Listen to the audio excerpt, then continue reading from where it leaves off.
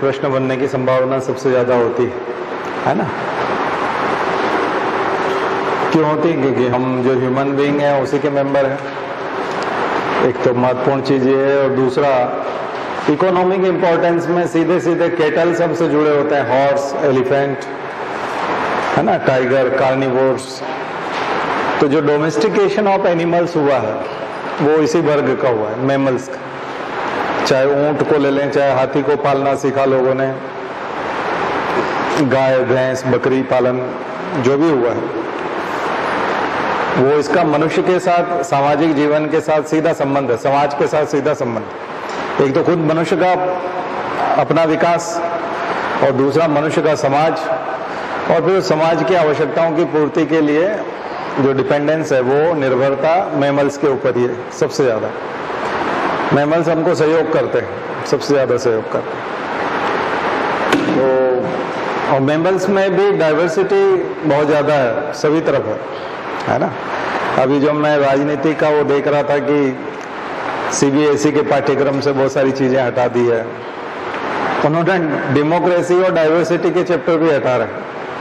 तो डेमोक्रेसी और डाइवर्सिटी, क्योंकि डाइवर्सिटी पढ़ाएंगे तो बच्चे में रैशनैलिटी ये आएगी कि चूंकि डाइवर्सिटी है इसलिए सब लोगों के अपने अधिकार हैं, ह्यूमन राइट्स होंगे और मानवाधिकार होंगे, क्योंकि सब लोग अलग अलग हैं। अब वो एक राष्ट्र है ना। तो अभी जैसे मोदी को आज मिला है ना लता मंगेशकर सम्मान, तो सबसे बेसुरे आदमी को सबसे सुरीला सम्मान मिला स्वर और सुरताल से तो कोई लेना देना है नहीं उनका कम से कम नहीं। बाकी आप उनको पॉलिटिशियन कह सकते हैं, तेज तर्रार पॉलिटिशियन कह सकते हैं। ये कह सकते हैं कि पड़ोसी उनसे सब डरते हैं, ऐसा पॉलिटिशियन है जिसने सीमाओं को सुरक्षित कर दिया है ना, सर्जिकल स्ट्राइक की, घर में घुस के मारता है, ये सब तो ठीक है। लेकिन लता मंगेशकर सम्मान बड़ा वहां तो गाने वाला, मीठा गाने वाला, मीठा बोलने वाला, और मतलब उस तरह की चीज है ना, सम्मान बिल्कुल उल्टी जगह गया हो।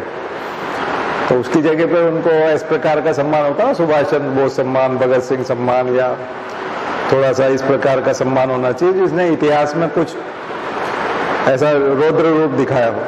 खैर जो भी है, लेकिन डाइवर्सिटी का कोर्स हटाना, क्योंकि हम डाइवर्सिटी में ही प्रवेश कर रहे हैं, मैमल्स में डाइवर्सिटी बहुत ज्यादा है, तो इसलिए उन्होंने उनका जो स्टेटमेंट है अगर आप देखोगे सम्मान लेने के बाद, मोदी ने कहा कि ये जो सम्मान है ये एक भारत श्रेष्ठ भारत, जो एक वाली बात आती ना, एक यूनाइट तो अच्छी बात है, एकता तो अच्छी बात है, लेकिन एक शब्द जब आता है तो फिर उससे वो uniform civil code, common civil code, वो सारी चीजें निकलती। एक ही भारत, केवल एक भाषा, तो फिर वो हिंदी होगी। एक धर्म, तो फिर वो हिंदू धर्म होगा। अब वो एक जाति नहीं, कल अभी जो मोदी हमेशा यहाँ आए भोपाल में तो बोला नहीं, जातियां तो भारत की विशेषता है और अब जाति के हिसाब से ही टिकट दिए जाएंगे, और अब ये ध्यान रखा जाएगा कि सभी जातियों को प्रतिनिधित्व तो मिले, क्योंकि जाति व्यवस्था जो है वो भारत की सच्चाई है। वो बोल रहे थे नहीं तो सच्चाई तो ये तो सदियों से, सच्चाई तो 2000 सालों से जातियां हैं भारत में। वाकई में पहले बीजेपी स्वीकार नहीं करती थी, पहली बार ऑफिशियली उन्होंने स्वीकार किया कि जातियां हैं।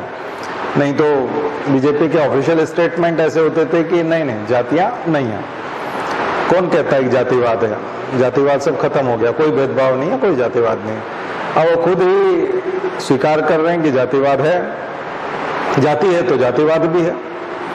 खैर वो चीज है, लेकिन मैं यहाँ वो चैप्टर जो हटाना, सिलेबस में से चैप्टर हटाना, डाइवर्सिटी का चैप्टर हटाना, जातियों की विविधता, रंगों की विविधता, हम सब अलग अलग नस्ल के हैं, और जो गुहा का वर्गीकरण पढ़ते हो, आप रिजले का वर्गीकरण पढ़ते हो, वो सब बेकार हो जाएंगे, क्योंकि वही तो डाइवर्सिटी बताते हैं आपके रेशियल क्लासिफिकेशन।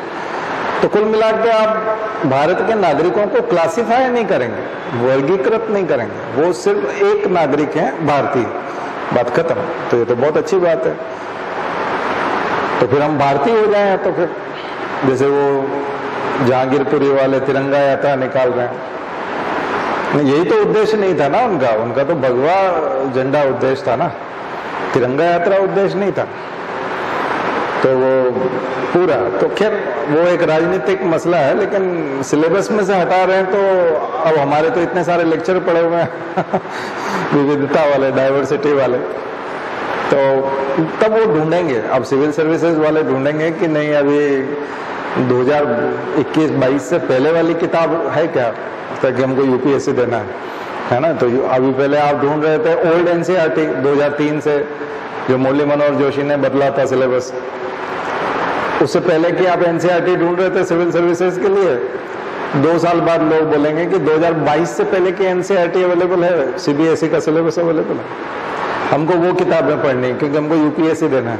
क्योंकि यूपीएससी में तो फिर प्रश्न वही आएंगे ना डाइवर्सिटी वाले, अदरवाइज तो फिर कॉन्स्टिट्यूशन, अगर आपने डाइवर्सिटी के एग्जिस्टेंस को मानने से मना कर दिया तो फिर कॉन्स्टिट्यूशन अपने आप ही खत्म हो जाता है। क्योंकि हर फंडामेंटल राइट में आप जाके देखते होंगे कि किसी भी नागरिक के साथ में धर्म, मूल, जाति, वंश, जन्म स्थान, भाषा, इसके आधार पर भेदभाव नहीं किया जाएगा। और आप अगर उसके एग्जिस्टेंस को ही खत्म कर दोगे कि नहीं सभी एक है और इस प्रकार की कोई मतलब अलग अलग कुछ है ही नहीं, तो फिर भेदभाव का सवाल ही नहीं उठता, फिर मौलिक अधिकार भी नहीं बचेगा, वो तो फंडामेंटल राइट ही नहीं बचेगा। क्योंकि फंडामेंटल राइट्स डाइवर्सिटी के अगेंस्ट है, पर डाइवर्सिटी के एग्जिस्टेंस को अगर आप नहीं मानते तो फिर अपने आप ही वो नलीफाई हो जाएंगे, वो तो जीरो हो गए, ठीक है कि नहीं।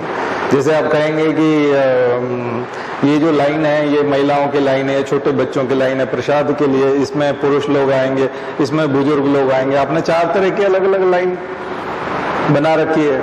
उस आधार पे किसी को भी ताकत की आजमाइश करने की जरूरत नहीं है, क्योंकि बुजुर्ग जो है वो सारे बुजुर्गों की लाइन में है, तो सभी कमजोर हैं क्योंकि सभी बुजुर्ग हैं, तो सबको लाइन से मिलेगा। नहीं तो ताकतवर आदमी लाइन में जो है वो आगे निकल जाएगा और वो आगे निकलने की कोशिश करेगा। जवान लोगों की लाइन जो है बिल्कुल अलग लगी हुई है, महिलाओं की लाइन बिल्कुल अलग लगी हुई है, छोटे बच्चों की लाइन बिल्कुल अलग लगी हुई है। तो आपने लाइन जो लगाई हुई है किसी भी चीज को प्राप्त करने के लिए, वो उसके आधार पर लगाई हुई है, क्योंकि भेदभाव होता है, लोग आगे निकलने की कोशिश करते हैं, बुजुर्गों को और बच्चों को कुचल देते हैं, महिलाओं को दिक्कत आती है आगे आने में, इसलिए आपने अलग अलग लाइन लेकिन यदि आप कह देंगे नहीं अब 4 लाइन होगी नहीं, अलग अलग कुछ है ही नहीं, लाइन ही एक होगी, तो फिर वो कई लोग तो उसको मानते हैं यही एक भेदभाव है। आप जो अलग अलग दे रहे हो ना अलग अलग लाइन में, ये एक भेदभाव है, वाकई में अलग अलग कुछ नहीं है, जबकि वो एक सुविधा है, क्योंकि वो नहीं कर पाते हैं इसीलिए तो दिया हुआ है। तो डाइवर्सिटी के एग्जिस्टेंस को नहीं मानना तो, और उसको फिर एक भारत श्रेष्ठ भारत के साथ जोड़ना और एकता की बात करना और यूनिफॉर्मिटी की बात करना या यूनिफॉर्म सिविल कोड की बात करना और उसको फिर एक साथ जोड़ देना, ये मुझे लगता है कि ये बिल्कुल ही अलग तरह की चीज है। तो ठीक है, अच्छी बात है, हम मॉडर्न हो रहे हैं, प्रोग्रेसिव हो रहे हैं, विकसित देशों के बराबर जा रहे हैं, जहाँ वाकई में अलग अलग लाइन नहीं होती, लेकिन उनके अंदर फिर भेदभाव भी नहीं होता, उनके अंदर वाकई में भेदभाव नहीं होता। तो पर हमारे अंदर भेदभाव जो के त्यों रहेंगे, मन उतना ही काले रहेंगे, दुर्भावनाएं वैसी की वैसी विद्यमान रहेंगी, जलन की भावना वैसे की वैसी रहेगी, एक दूसरे के प्रति ईर्ष्या द्वेष वही के वही रहेंगे, और परिस्थितियां हमने केवल कानूनन बदल दी है, लिखा पढ़ी में बदल दी है। तो अब उसके रिजल्ट्स जो है कितने भ्रामक और कितने खतरनाक होंगे फ्यूचर में वो दिखेगा। अब होंगे कि नहीं होंगे, हो सकता है कि हम रहना सीख जाएं, उस हिसाब से रहना सीख जाएं, ये एक प्रयोग भी हो सकता है, लेकिन बहुत बड़ा महाप्रयोग है और 2000 सालों के अनुभव पर पानी फेर करके किया गया प्रयोग है, जिसमें क्योंकि पिछली बार जो कॉन्स्टिट्यूशन बना था वो 2000 साल के अनुभवों के आधार पर बना था, और इस बार एक नया प्रयोग जो हो रहा है वो एक काल्पनिक प्रयोग है कि नहीं ऐसा हो जाएगा। तो काफी ज्यादा सकारात्मक और आशावादी दृष्टिकोण है, बहुत ही ज्यादा ऑप्टिमिस्टिक है हम ये लेके कि नहीं ऐसा कुछ नहीं होगा, जबकि ताकत का सिद्धांत काम करता है, जिसकी लाठी उसकी भैंस का सिद्धांत काम करता है, जिसमें ताकत होती है वो सब कुछ छीन लेता है। परिवार में भी हम देखते हैं जिस भाई में सबसे ज्यादा ताकत है वो जमीन पे सबसे ज्यादा कब्जा करता है। खाने पीने की चीजों पे भी हम लोग देखते हैं कि जो अगर कम रिसोर्सेज कम हो, जहाँ और किसी को पता चल जाए कि ये चीज खत्म होने वाली है तो लोग लाइन तोड़ देते हैं और एकदम आगे निकल जाते हैं और उससे छीनने की कोशिश करते हैं और जिसमें ताकत होती है वो छीन के ले जाता है। ठीक है कि नहीं? तो ऐसे समय में ये सब होना बड़ा, खैर पढ़ाया जाना चाहिए, एकता के बारे में पढ़ाया जाना चाहिए, एक जैसी चीजों के बारे में पढ़ाया जाना चाहिए। मानने की जरूरत ही नहीं है कि भारत डाइवर्स कंट्री है, जबकि हम लोग अभी तक पढ़ते आए हैं कि अनेकता में एकता भारत की विशेषता। तो नहीं, भारत अनेक संस्कृतियों का देश नहीं है, बल्कि एक ही संस्कृति का देश है, एक ही रंग वालों का देश है, एक ही वेशभूषा वालों का देश है, एक ही भाषा वालों का देश है और एक ही तरह की विचारधाराएं हम सबकी हैं। यहाँ ऐसा कोई भी, ना तो जाति धर्म के नाम पे कोई अलग है, न भाषा के नाम पे कोई अलग है, न साहित्य के नाम पे कोई अलग है, सब एक हैं। तो अलग अलग के एग्जिस्टेंस को स्वीकार करते हुए एक मानना मुझे लगता है ज्यादा उदारतापूर्ण है और ज्यादा अच्छा है। एग्जिस्टेंस को नकार करके उसको जबरदस्ती एक करना, ये थोड़ा सा, तो सबसे ज्यादा नुकसान जो उसमें होगा वो कमजोर लोगों को होगा और अल्पसंख्यकों को होगा और सबसे ज्यादा नुकसान जो प्राप्त नहीं कर सकते, जो दमित हैं, दलित हैं, उनके लिए होगा। दरअसल ये जो दमित और दलित वाली जो विचारधारा है, ये उसके अकॉर्डिंग मानी जाती है। यूं कहें कि आपको थोड़ा सा इकोनॉमिक्स की भाषा में समझाएं तो डिमांड एंड सप्लाई के आधार पर, या कई बार आप देखेंगे कि किसी व्यक्ति का एक महीने का खर्च 5 लाख रुपए है, किसी एक व्यक्ति के लिए महीने का खर्च 5 करोड़ रुपए है। ऐसे भी लोग हैं भोपाल में जो 5 करोड़ रुपया महीना खर्च करते हैं। ऐसे लोग भी हैं जो 5,000 रुपया महीना खर्च करते हैं,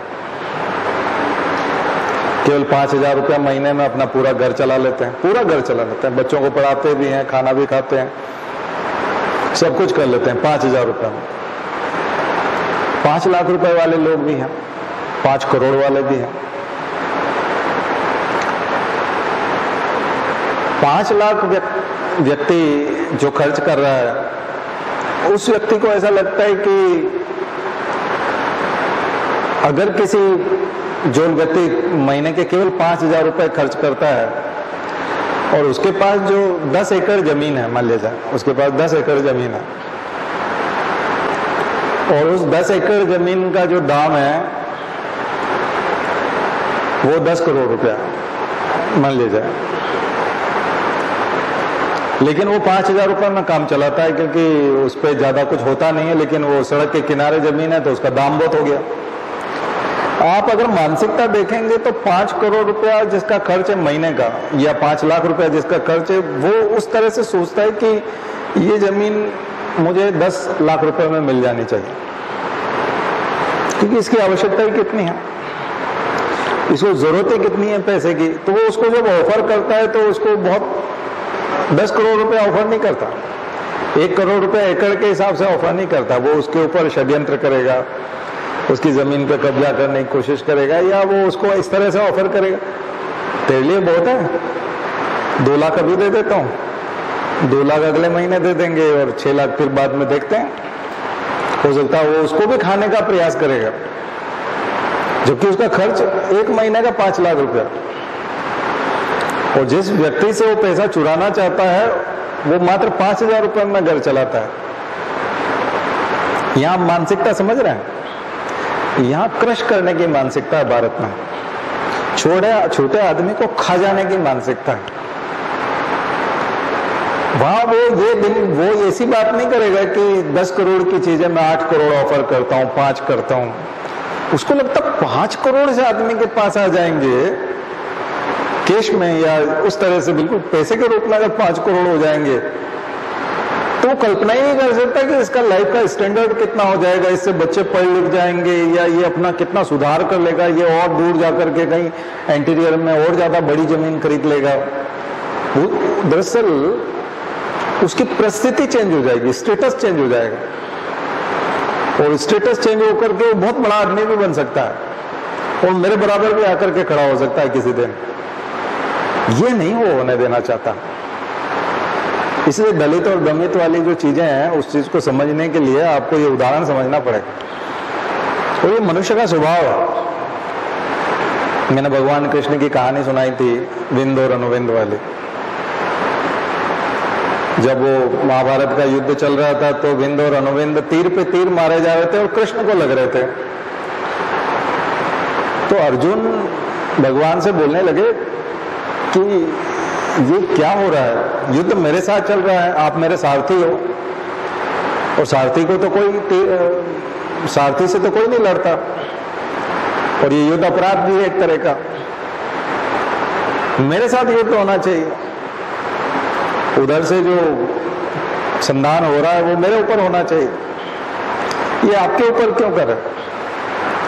तो भगवान कृष्ण अर्जुन को समझाते हैं कि अर्जुन देखो, ऐसा है कि मनुष्य का जो स्वभाव होता है ना, वो मनुष्य की बदली हुई परिस्थिति को, विकसित अवस्था को स्वीकार नहीं कर पाता। उसने जिस स्थिति में मनुष्य को दीनहीन दशाओं में देखा है तो उसको उसी दशा में देखना चाहता है। इन लोगों ने मुझे ग्वाल बाल के रूप में देखा है बचपन से, और देखा है कि मैं गांव में रहता हूं, गोकुल में, वृंदावन में, ऐसी छोटी जगहों पर मैं रहता हूं और हमारा परिवार जो था वो दूध बेचने का, दही बेचने का व्यवसाय करता था। कृषि प्रधान परिवार था, गांव ग्रामीण परिवेश वाला परिवार था। ये सब लोग राजा महाराजाओं के राजकुमार थे और इन्होंने गुरुकुलों में और उस तरह से राजकुमारों की तरह शिक्षा ली है। गुरु लोग भी भिक्षा के लिए और दान दक्षिणा के लिए इनके यहाँ, इनके पिता के यहाँ चरण वंदना करते थे। तो इसीलिए पैसे वालों के बच्चे टीचर्स की इज्जत नहीं करते। आप कहीं पे भी देखेंगे तो कई बार जो टीचर को चांटा मारते हैं, प्रिंसिपल को चांटा मारते हैं, वो लोग कौन होते हैं? जिसके घर पे खाने के दाने नहीं है, हालत बहुत खराब है, दलित है, उसके पिता मजदूरी करते हैं, माँ बर्तन साफ करती है किसी के घर में जाकर के, ऐसे बच्चे जाकर के टीचर को चांटा मारेंगे। ये कॉन्फिडेंस उन लोगों में आता है जिनके पास हराम का पैसा है, बहुत फालतू ओवरफ्लो हो रहा है पैसा, ये उनके बच्चों में ये कॉन्फिडेंस आता है, ये हिम्मत आती है, वो पैसा उनको कॉन्फिडेंस देता है कि पुलिस केस हुआ तो हम छुड़वा लेंगे। ये तो बोले ये ऐसे बच्चे रहे नालायक किस्म के, इनमें संस्कार नाम की चीज नहीं। और इन्होंने मनुष्य के रूप में ऐसे रूप में मुझे देखा है, और जब मैं द्वारकाधीश हो गया तो ये इनसे पछता नहीं। ये मुझे द्वारकाधीश के रूप में स्वीकार नहीं कर सकते, द्वारका के राजा के रूप में मुझे स्वीकार नहीं कर सकते, क्योंकि पहली बार मनुष्य जिस अवस्था में जिसको देखता है जीवन भर उसी अवस्था में देखना चाहता है। कोई बात समझ में आ रही है? तो भारत में दलित दमित वाली बात एकदम से समझ में आ जाएगी। महिलाओं की परिस्थिति अपने आप समझ में आ जाएगी, अल्पसंख्यकों की स्थिति अपने आप समझ में आ जाएगी। वो बदली हुई परिस्थिति को नहीं देख सकते। तुमको कर्ण ने देखा कि तुम्हारी माँ कुंती, मेरी बुआ कुंती जो है, तुम पांचों भाइयों को जंगल से लेके आई थी, तुम्हारे कपड़े फटे हुए थे। कर्ण ने ये सब देखा था,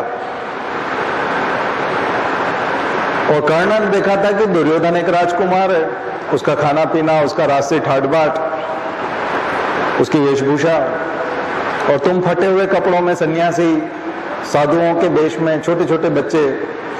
तो कर्ण ये सब देख रहा था, इसलिए वो तुम्हारी इस बदली हुई परिस्थिति पे हमेशा हंसता रहा। जब तुमको राजपाट दिया गया, नए नए तुम राजा बने, उसने स्वीकार ही नहीं किया तुमको राजा के रूप में कभी। और दुर्योधन को राजकुमार और राजा के रूप में स्वीकार करता है, सेनापति के रूप में स्वीकार करता है। तो इसको बोलते हैं ईर्ष्या। तो भगवान कृष्ण ईर्ष्या को समझा रहे थे कि ये जलन है, ये ईर्ष्या है, ये मनुष्य का स्वभाव है कि वो उसकी विकसित अवस्था को स्वीकार नहीं कर पाता। और विकसित अवस्था को स्वीकार न कर पाए, चूंकि ये मनुष्य का स्वभाव है तो रहे, कोई दिक्कत नहीं है। लेकिन कुछ मनुष्य इस स्वभाव में जलन में अंधे हो जाते हैं और कटाक्ष करने लगते हैं, गालियां देने लगते हैं। बोले वहां तक भी ठीक है, कोई बात नहीं, तुम गाली दे दो, हंसी उड़ाओ, उपहास करो। लेकिन कुछ मनुष्य ईर्ष्या में और उपहास करते करते खून के प्यासे हो जाते हैं कि इसकी विकसित अवस्था हुई तो कैसे हुई, मैं इसको पुनः उसी स्थिति में पहुंचा दूंगा या इसकी जान ले लूंगा, इसने विकास किया तो कैसे किया। ऐसे लोगों का वध कर देना चाहिए।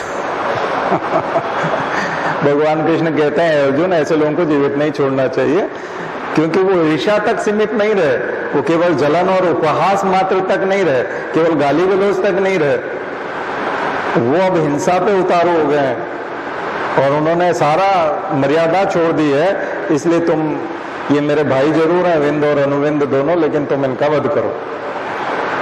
मैं सुझाव देता हूं कि तुम इसका वध करो। तब अर्जुन ने उन दोनों का वध किया। तो बात समझ में आई होगी आप। ऐसे समय में आप सारे मानवाधिकारों को, फंडामेंटल राइट्स को अगर वापस ले लोगे तो ये तो सुरक्षा चक्र है ना उन कमजोर लोगों का, तो ये उसी को वापस लेने की प्रक्रिया है। तो मेरी इच्छा थी कि मैं आप उस चीज को समझाऊं, और भगवान कृष्ण से बढ़िया कोई नहीं समझा सकता, ठीक है। तो मैंने उन्हीं का उदाहरण आपको बताया कि वाकई में विकसित अवस्था को स्वीकार करना बहुत मुश्किल है, बहुत मुश्किल है। आप ही के साथ कोई पढ़ता है और एकदम से बहुत आगे निकल जाए, उसके बाद आप उसको सम्मान दें कि नहीं, बहुत मुश्किल काम है, जबकि वो सम्मान का हकदार तो है। लेकिन चूंकि हमने उसको दीनहीन अवस्था में देखा, हमारे साथ देखा है, उसके पास भी चाय के पैसे नहीं होते थे, उसके पास भी जूते खराब होते थे, उसके पास भी किताब खरीदने के पैसे नहीं थे, लेकिन आज वो बहुत ही ज्यादा रईस हो गया या बहुत ऊंची स्थिति में पहुंच गया, बहुत बड़ा अधिकारी बन गया। तब हम उसको सम्मान दे पाते हैं अधिकारी के रूप में। उसको भी चाहिए कि वो अपने छोटे लोगों को या जो अभी पीछे रह गए हैं उनके साथ प्यार से पेश आए, ये उसको भी चाहिए। लेकिन वो भी पेश आ पाता है कि नहीं, और आप भी उसको सम्मान दे पाते हैं कि नहीं, दोनों की तरफ से बहुत मुश्किल होती है, बहुत दिक्कत आती है। इसलिए हमारे एक सर थे, वो कहा करते थे कि आपको बस में बैठ करके कहीं जाना है तो उसको दूर का बता के रखो, वहीं का बता कर। तो अपने साथियों के साथ में इतना इंटीमेट मत हो कि बराबर मत मानो उसको, नहीं तो फिर आप आगे नहीं निकल पाओगे। बराबर मानोगे तो फिर जब आगे निकलोगे तो फिर वो टांग खींचेगा।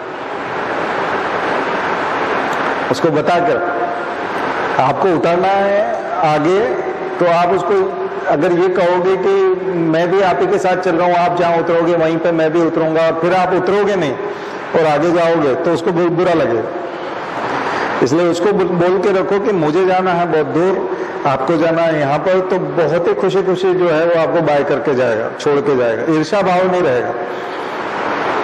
तो आपके जितने भी साथी हैं उनको बता के रखो कि मैं आईएएस बनने जा रहा हूँ, मुझे आईएएस की तैयारी करनी है, तुमको टीचर की तैयारी करनी है, तुम कांस्टेबल बनने वाले हो, मैं आईपीएस बनूंगा, मुझे इतने घंटे पढ़ना पड़ेगा, तुम्हारा तो दौड़ भाग करने से, सुबह में कूदने फांदने से काम चल जाएगा, मेरा चलेगा नहीं।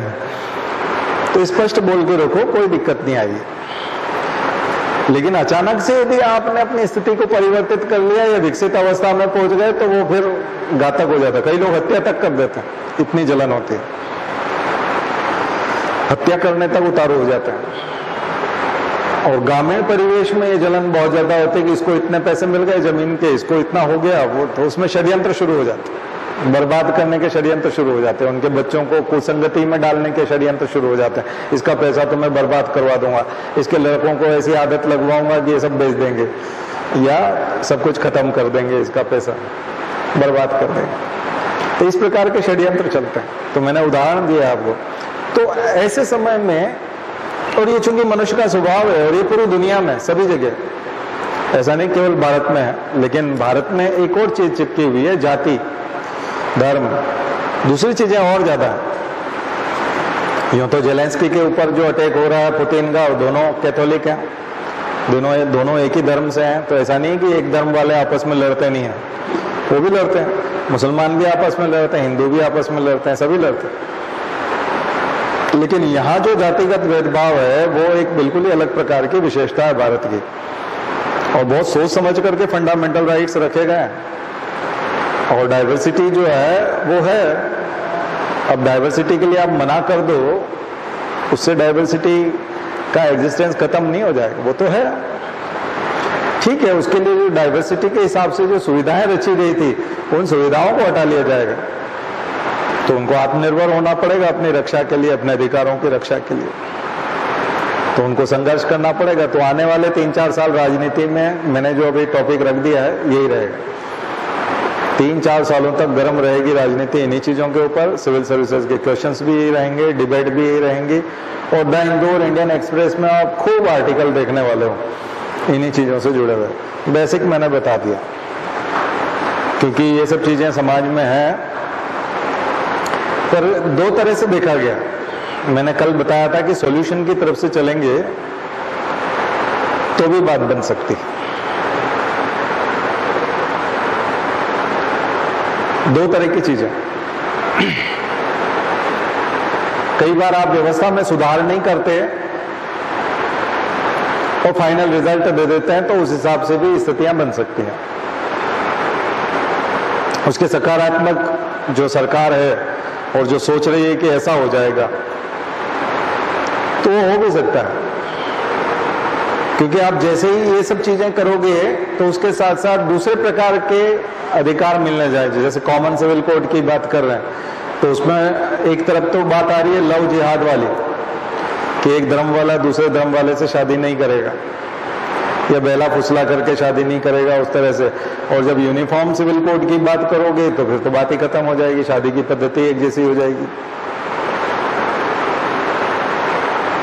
और तब तो आप यूनिफॉर्म में मतलब एक तरह से एकता की बात कर रहे हो, तो बहुत ही ज्यादा एकता वाली बात हो गई है, तो बहुत ही कॉमन हो जाएगा फिर, क्योंकि जाति के आधार पर और धर्म के आधार पर शादियां होंगी ही नहीं फिर एक तरह से।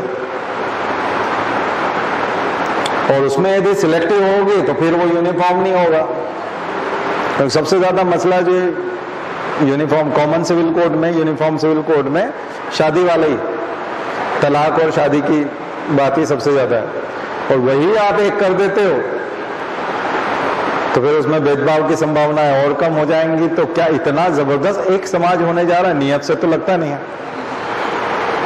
कि इतनी छूट मिलने वाली है शादियों में, तो वैसा लगता नहीं है। तो फिर दोहरा डबल स्टैंडर्ड तो रहेंगे, तो फिर वो काम नहीं करेगा। तो वही मैं बता रहा हूं कि अभी तक जो हमारा संविधान है वो बड़ा सोचा समझा और सुधरा हुआ स्वरूप है, और 2000 सालों के अनुभवों के बाद बनाया हुआ है कि ये एग्जिस्टेंस, ये भी चीजें एग्जिस्ट करेंगी और भेदभाव भी नहीं होगा। आप कह रहे हैं नहीं, भेदभाव जैसी कोई बात ही नहीं है, क्योंकि अलग है ही नहीं। तो क्या इतना एक मान लिया गया है, इतनी एकता आ गई है, इतना एक्सेप्टेंस आ गया एक जाति से दूसरी जाति के प्रति या एक धर्म से दूसरे धर्म के प्रति। ये तो बहुत बड़ी बात है, बहुत विशाल हृदय वाली बात हो जाएगी। तो जहां इतना संकुचित दृष्टिकोण है, उतने संकुचित दृष्टिकोण में एकदम इतनी विशालता एकदम से कैसे प्रवेश कर जाएगी? तो शंका की बात है। तो फ्यूचर बताएगा आप कि कितनी विशालता आएगी दिलों में, कितनी जगह है, कितने लोग आ सकते हैं, कितने लोग प्रवेश कर सकते हैं। और वो जब बन जाएगा और एक्सरसाइज होने लगेगा 1-2 साल, तो फिर उसके रिजल्ट्स आएंगे। ठीक है, पर बड़ा क्रांतिकारी परिवर्तन है, रिस्की है। जब भी ऐसे बड़े परिवर्तन आते हैं तो रिस्की है, और उसके वाकई में पॉजिटिव ही परिणाम आने लग जाए तो हो भी सकता है। आप एक्सेप्ट कर लेंगे, मुझे लगता है कि इतनी आसानी से एक्सेप्ट नहीं किया जाएगा, क्योंकि अगर किसी ने, मैंने कहा कोई मान लिया जाए सलीम नाम का लड़का है और उसको ये लगने लगे कि मैं कृष्ण भक्ति में डूब गया हूँ, या मुझे ऐसा लगता है कि भगवान मुझे बहुत अच्छे लगते हैं, मुझे प्रसाद भी अच्छा लगता है, मुझे नाचना भी अच्छा लगता है, मैं गरबा भी करना चाहता हूँ, और मैं जो है अब श्यामलाल होना चाहता हूँ सलीम के बजाय। तो वो जो एक आदमी को जो बना दिया था ना, वो क्या तिवारी बना दिया था, क्या बना दिया था उसमें, मुसलमान से हिंदू हुआ था तो कोई सरनेम दिया था ना, तिवारी दिया था, क्या दिया था। तो वैसे ही आप श्यामलाल शर्मा हो जाए या श्यामलाल तिवारी हो जाए, दुबे हो जाए, तो एक तो ये है कि वो ब्राह्मण ही क्यों होगा, तो फिर इतने साल से जो वेटिंग में दलित लोग लगे हुए हैं, पहले उनका उनको ब्राह्मण बनाया जाए आएगा और सीधा ब्राह्मण हो जाएगा। तो इतनी अपॉर्चुनिटी अगर उसकी ये समाज में, अगर उसको इतना ऊंचा माना जा रहा है, तो फिर क्यों ना वो पहले से जो वेटिंग में लगा हुआ है उसको, क्योंकि वो तो बहुत पहले से हिंदू है, पुराना हिंदू है, तो उसको पहले मौका होना चाहिए अपग्रेडेशन का अपग्रेड करने का मौका उसके पास पहले होना चाहिए।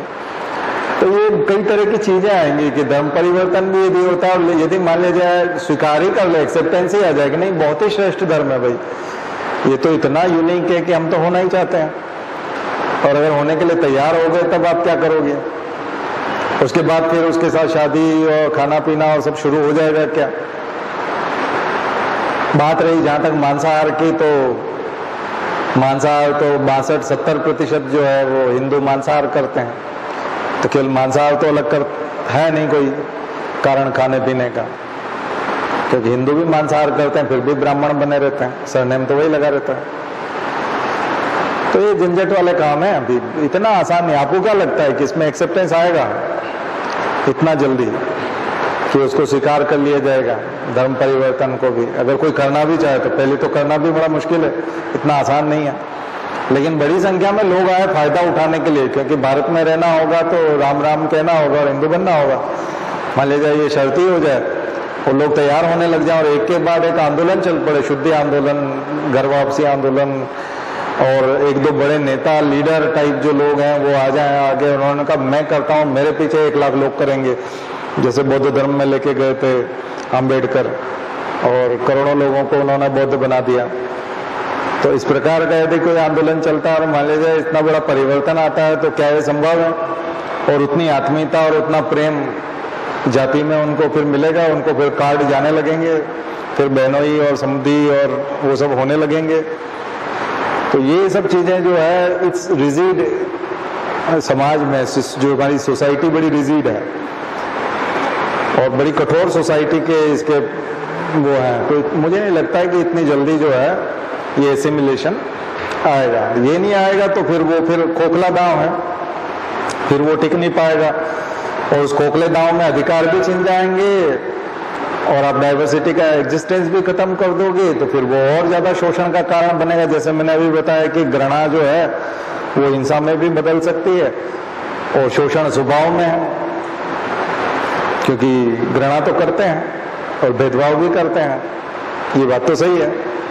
तो ये इन सब चीजों को देखते हुए वो जो मैं CBSE के पाठ्यक्रम में से जो हटाया गया है कि केवल डेमोक्रेसी को या नेहरूवियन एरा को भी हटा रहे हैं पूरा, एक और क्या हटा रहे हैं वो गुट निरपेक्ष आंदोलन को भी हटा रहे हैं। हाँ, मुगल वाला तो फिर ठीक है, मुगल से तो कोई फायदा नुकसान कुछ नहीं है, उसमें तो कोई फर्क नहीं पड़ता। आप अकबर को नहीं भी पढ़ोगे, औरंगजेब को नहीं भी पढ़ोगे तो कोई फर्क नहीं पड़ता, उससे कोई ज्यादा नहीं फर्क पड़ता। लेकिन ये जो मूल्य हैं, संवैधानिक मूल्य जिनको कहते हैं हम लोग, कॉन्स्टिट्यूशनल वैल्यूज, क्योंकि वो समाज को संचालित करती हैं, उससे रिसोर्सेज का डिस्ट्रीब्यूशन होता है, उससे आपका मिड डे मील वाली जैसी स्कीम बनती है, पढ़ाई लिखाई वाली स्कीम बनती है, छात्रवृत्ति की स्कीम बनती है, लोगों को छात्रावास की सुविधा मिलती है, वहाँ से एक तरह से समाज में जो उत्थान किया जाना है कुछ लोगों का, तो उसके कुछ नियम बनते हैं, उसकी कुछ योजनाएं बनती है, स्कीम बनती हैं, उन सबको बड़ा खतरा हो जाएगा। वो चीजें जो है, कई लोग ये कहते हैं कि आप आरक्षण खत्म कर दो और इनकी सुविधाएं बढ़ा दो, इनको किताब कॉपी दो, इनको पढ़ाओ, इनको स्कूलिंग कराओ, तो आप तो बेसिक उन्हीं चीजों पे, आरक्षण तो खैर बहुत दूर की बात हो जाएगी, उन्हीं चीजों पे खतरा हो जाएगा, क्योंकि ये किस आधार पे करेंगे।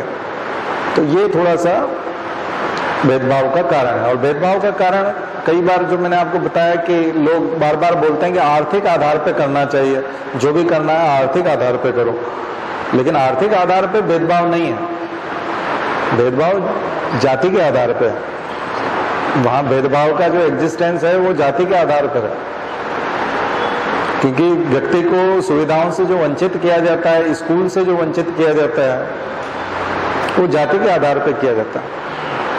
उसकी जाति ऐसी है इसलिए उसको ताने सुनने पड़ते हैं, जाति की वजह से उसको पानी भरने से मना किया जाता है, मंदिर में घुसने से मना किया जाता है, स्कूल में भेदभाव होता है, पानी पीने के स्थान पर भेदभाव होता है, अलग अलग स्थान होता है, न केवल स्टूडेंट्स का बल्कि टीचर का भी।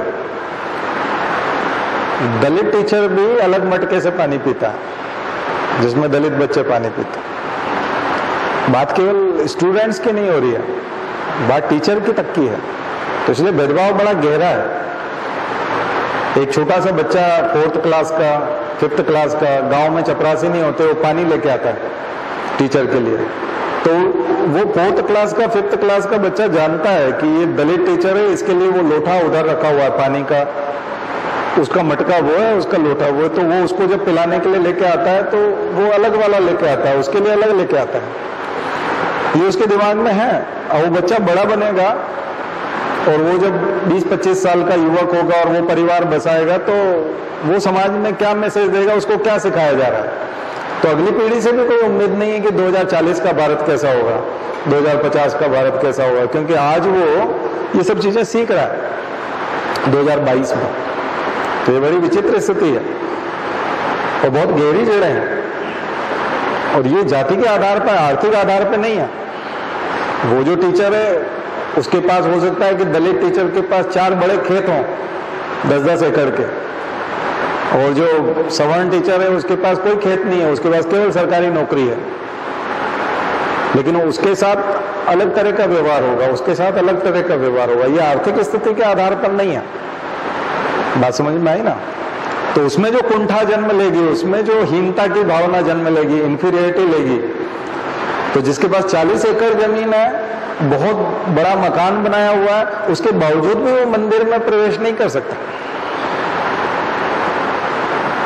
और ब्राह्मण जो है वो अगर झोपड़ी में भी रहते हैं, कच्चे मकान में भी रह रहे हैं, तो वो वहां पूजा तक कर सकते हैं, अंदर गर्भगृह तक प्रवेश कर सकते हैं, भगवान को स्नान कराते हैं, क्योंकि वो पुजारी हैं। तो इसलिए वो अंतर बहुत दूसरा टाइप का अंतर है। उसको समझने के लिए आपको बिल्कुल वहीं पर जाना पड़ेगा जहां ये हो रहा है, और वहां आप खड़े रह करके महसूस करो कि ये कैसा लगता है, तब जाकर के समझ में आएगी। और ऐसे व्यक्ति को जो सोशल और कल्चरल वैल्यू मिल रही है, दरअसल उसको कुछ एसेट्स मिलती हैं, संपत्ति मिलती हैं। तो जिनके पिता नाली साफ करते हैं, जिनके पिता गंदगी साफ करते हैं, और 2000 सालों से वो केवल नाली साफ करने या गंदगी साफ करने का काम जिन परिवारों में होता आया है, तो पीढ़ी दर पीढ़ी उन परिवारों में कौन से सांस्कृतिक पूंजी का संवहन हो रहा है, कल्चरल कैपिटल कैसी मिल रही है उनको, उनके बाप दादाओं ने उनके बच्चों को क्या सिखाया होगा कल्चरल कैपिटल के तौर पे, संस्कृति के तौर पे, घर में आकर के कौन सी बातें होती होंगी, किस स्तर की बातें होती होंगी। तो उसका जो समाजीकरण होता है वो ऐसी जगह पे होता है। और जो पंडित पुजारी का बच्चा है उसके घर में आधे से ज्यादा जीएस तो आपका एंशिएंट हिस्ट्री वहीं तैयार हो जाता है। आप पढ़ते हो ना एंशिएंट हिस्ट्री में, तो जो एंशिएंट स्पिरिचुअल टेक्स्ट है वो तो वहीं तैयार हो जाते हैं, क्योंकि घर में बातें उसी स्तर की हो रही है। भगवान कृष्ण ने गीता में श्लोक में कहा है कि ये किसी का पिता शिक्षक है और वहां पर विज्ञान पढ़ाता है या वहां मैथ्स पढ़ाता है, तो उसके घर में कितने अलग टाइप का माहौल होगा। उसके घर पे ट्यूशन आते हैं सारे बच्चे, और उसके पिताजी 4 बेस ट्यूशन पढ़ाते हैं मान लीजिए, तो उसका बच्चा तो 4 बार मैथ्स पढ़ लेगा ना एक तरह से। तो उसका तो समाजीकरण ही बिल्कुल अलग तरीके से हुआ। उसका समाजीकरण कैसे हुआ? तो यहाँ जो है, यहाँ रिजर्वेशन हुआ या कोई भी सुविधाएं हुई, वो आर्थिक आधार पे नहीं हो रही है। समझ में आ रहा है ना? कल्चरल कैपिटल, और वो भी पीढ़ी दर पीढ़ी। माँ कई बार सिखाती कि तुम्हारे दादाजी के पास एक संदूक हुआ करती थी, तुम्हारे नाना जी के पास एक संदूक थी, उसमें योग विद्या की किताब थी, पतंजलि की किताब थी। उन्होंने अष्टांग योग के बारे में उस समय में तुम्हारे नाना जी ने किताब लिखी थी, मैं तुम्हें दिखाती हूँ। उसको बहुत छोटेपन में उन्होंने अष्टांग योग बता दिया, क्योंकि उसके नाना जी करते थे। यहाँ बोलते थे तुम्हारे नाना जी उस मोहल्ले में नाली साफ करते थे तुम्हारे दादाजी का वो मोहल्ला था, उनका ठेका वहां लगता था। वो दारू बहुत पीते थे, लीवर उनका खराब हो गया, उसे मर गए। उनको लोगों ने पीट दिया था, उससे उनकी हत्या हो गई।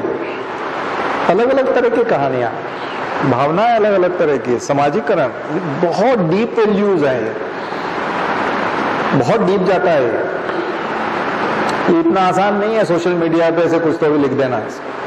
व्हाट्सएप यूनिवर्सिटी इसीलिए तो कहते हैं उसको, इतना आसान नहीं है। उसके बाद फिर आती है इकोनॉमिक वाली चीजें, क्योंकि असली निर्माण जो व्यक्तित्व का निर्माण होता है वो सोशलाइजेशन से, उसी को तो हम बोलते हैं ये इनकलकेट होती है चीजें। सुसंस्कृत परिवार, सभ्य समाज, सभ्य परिवार, हम बोलते हैं ना ये सभ्य परिवार का बच्चा है, तो वो ऐसे परिवार का बच्चा है तो क्यों है ऐसे परिवार का बच्चा, किसने बनाया उसको?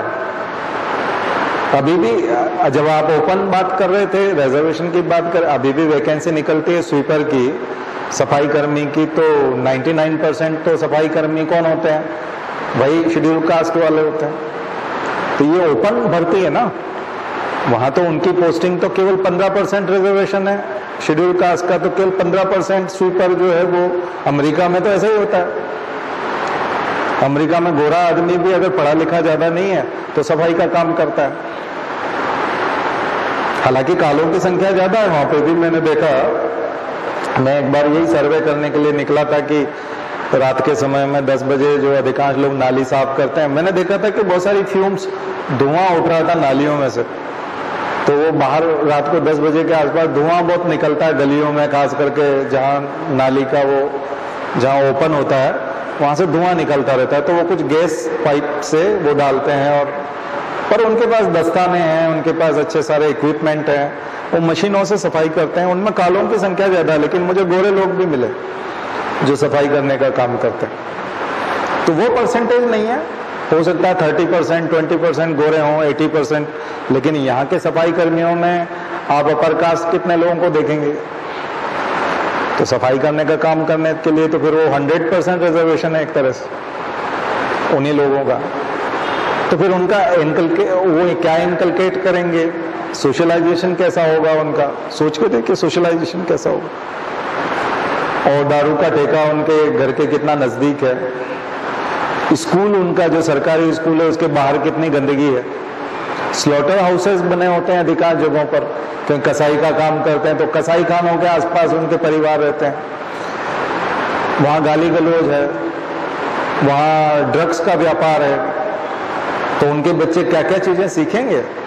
कौन कौन से स्कूल है वहाँ? टीचर्स की क्वालिफिकेशन क्या है? टीचर्स किस क्वालिटी के हैं? और मैंने अभी बताया कि टीचर्स क्या उनकी परिस्थिति को चेंज होता हुआ देख पाएंगे, विकसित अवस्था को देख पाएंगे? वहाँ के टीचर्स में वो सामर्थ्य है कि वो उसकी विकसित अवस्था को देख पाएगा? बहुत सारी चीजें। ऐसे समय में एनजीओ बहुत अच्छा काम करते हैं, ऐसे समय में गायत्री परिवार जैसी संस्था बहुत अच्छा काम करते हैं। अगर भारत में ये खाई पाटने का काम किसी ने किया है तो गवर्नमेंट नहीं कर पाई। यहाँ तक कि कॉन्स्टिट्यूशन से जबरदस्ती बहुत सारी चीजें लद गई, कानून के माध्यम से बहुत सारी चीजें हुई हैं। संसद ने कानून बनाया, उससे भेदभाव करने वालों को, छुआछूत करने वालों को सजा मिली है। एट्रोसिटी एक्ट है, अत्याचार करने वालों को सजा मिली है, लेकिन फिर भी वो चीजें नहीं हो पाई जो काम गायत्री परिवार ने किया।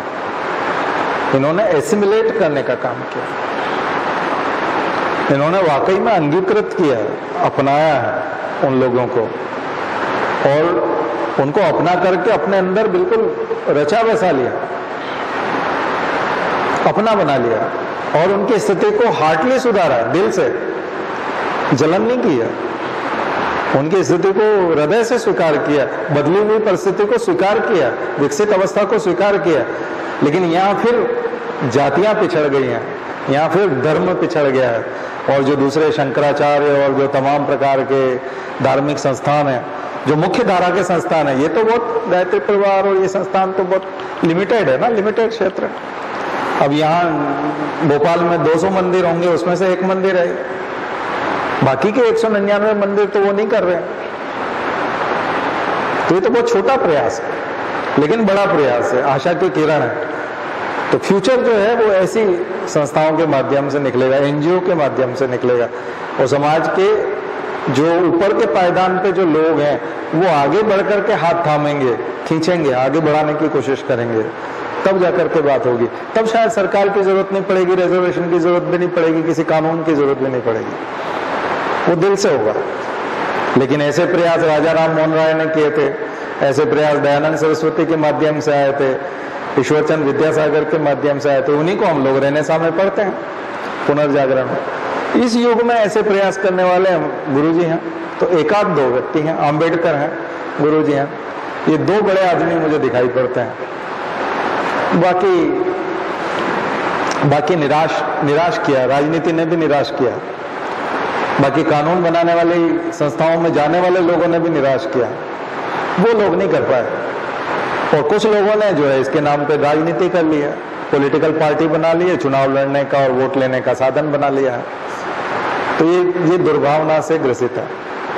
तो मुझे लगता है कि आपको चीजें थोड़ी समझ में आई होगी, क्योंकि ये एंगल आपको कोई बताएगा नहीं, इस दृष्टिकोण से बताएगा नहीं। बाहर जो व्याख्या होती है उसमें राजनीति ज्यादा घुस जाती है और उसमें सॉल्यूशन का भाव नहीं होता। मैंने कल आपको बताया था कि सॉल्यूशन के भाव से चलोगे तो बात आएगी, ठीक है। तो बाकी सब ऊपर की डेकोरेशन है, जैसे कि कोई आदमी कुपोषण का शिकार है, मेल न्यूट्रिशन का शिकार है और आप उसको ब्यूटी पार्लर में ले जा रहे हो, है ना। दरअसल उसको विटामिन की जरूरत है, उसको सब्जी की जरूरत है, उसको दूध की जरूरत है, उसको खाने पीने की चीजों की जरूरत है, तो ग्लो अपने आप ही आ जाएगा उसके चेहरे पे। आप उसको ब्यूटी पार्लर में बिठा करके सुंदर बनाना चाहते हो, तो ये बाकी जो प्रयास हैं वो वही है, चाहे उसमें जो भी सरकारी प्रयास हो, कानूनी प्रयास हो, या समाज में जब कभी भी थोड़ा बहुत कुछ कोई उत्सव होता है, दिवस होता है, तो उस दिन जो चीजें प्रयास किए जाते हैं, रैली निकालने के बाद प्रयास किए जाते हैं, ये सब उसी तरह के प्रयास है कि एक आदमी का पोषण छीन लिया जाए, उसका खाना पीना छीन लिया जाए, उसकी सुख सुविधाएं सारी छीन ली जाए और विशेष दिवस के दिन उसका ब्यूटी पार्लर में उसका फेशियल किया जाए तो उसको नकली तरीके से सुंदर बनाने की कोशिश करना। तो ये कोई अच्छा प्रयास नहीं है, ठीक है ना। ये दिखावा, राजनीतिक दिखावा। तो मुझे लगता है कि आपको बात समझ में आई, कड़वी है थोड़ी सी और स्वीकार करने में थोड़ी सी दिक्कत आती है, लेकिन सच्चाई यही है, ठीक है। तो आप लोग कभी भी जब कभी भी इस प्रकार का मुद्दा कभी भी उठेगा तो उसके बारे में प्रॉपर आंसर दे पाओगे। आज पेपर तो हुआ है लेकिन उन्होंने पेपर दिया नहीं, बच्चे देखे आए तो सब बता रहे हैं कि वो आंसर जो क्वेश्चन उसी में लिखे थे और नीचे आंसर लिखने थे, तो क्वेश्चन मिल नहीं पा रहे हैं। कुछ एक दो चार प्रश्न किसी को याद रहते हैं तो बता पाते हैं, अब एक तो बात भी नहीं कर पाते, कल फिर पेपर है उनका, तो उनसे टाइम वेस्ट ही लगता है उनसे बात करना। तो आएगा solve paper, previous year question paper के तौर पे है आपके पास। कैसे मिला? नहीं, कहाँ आता है पेपर? नहीं, ये कैसे मिला? ये आ गया क्या उस पर? कहाँ पे आ गया? कोचिंग से कैसे आ गया? ऐसा पेपर दिया था क्या? नहीं, तो उन्होंने तो रखवा लिया, ये तो दिया नहीं।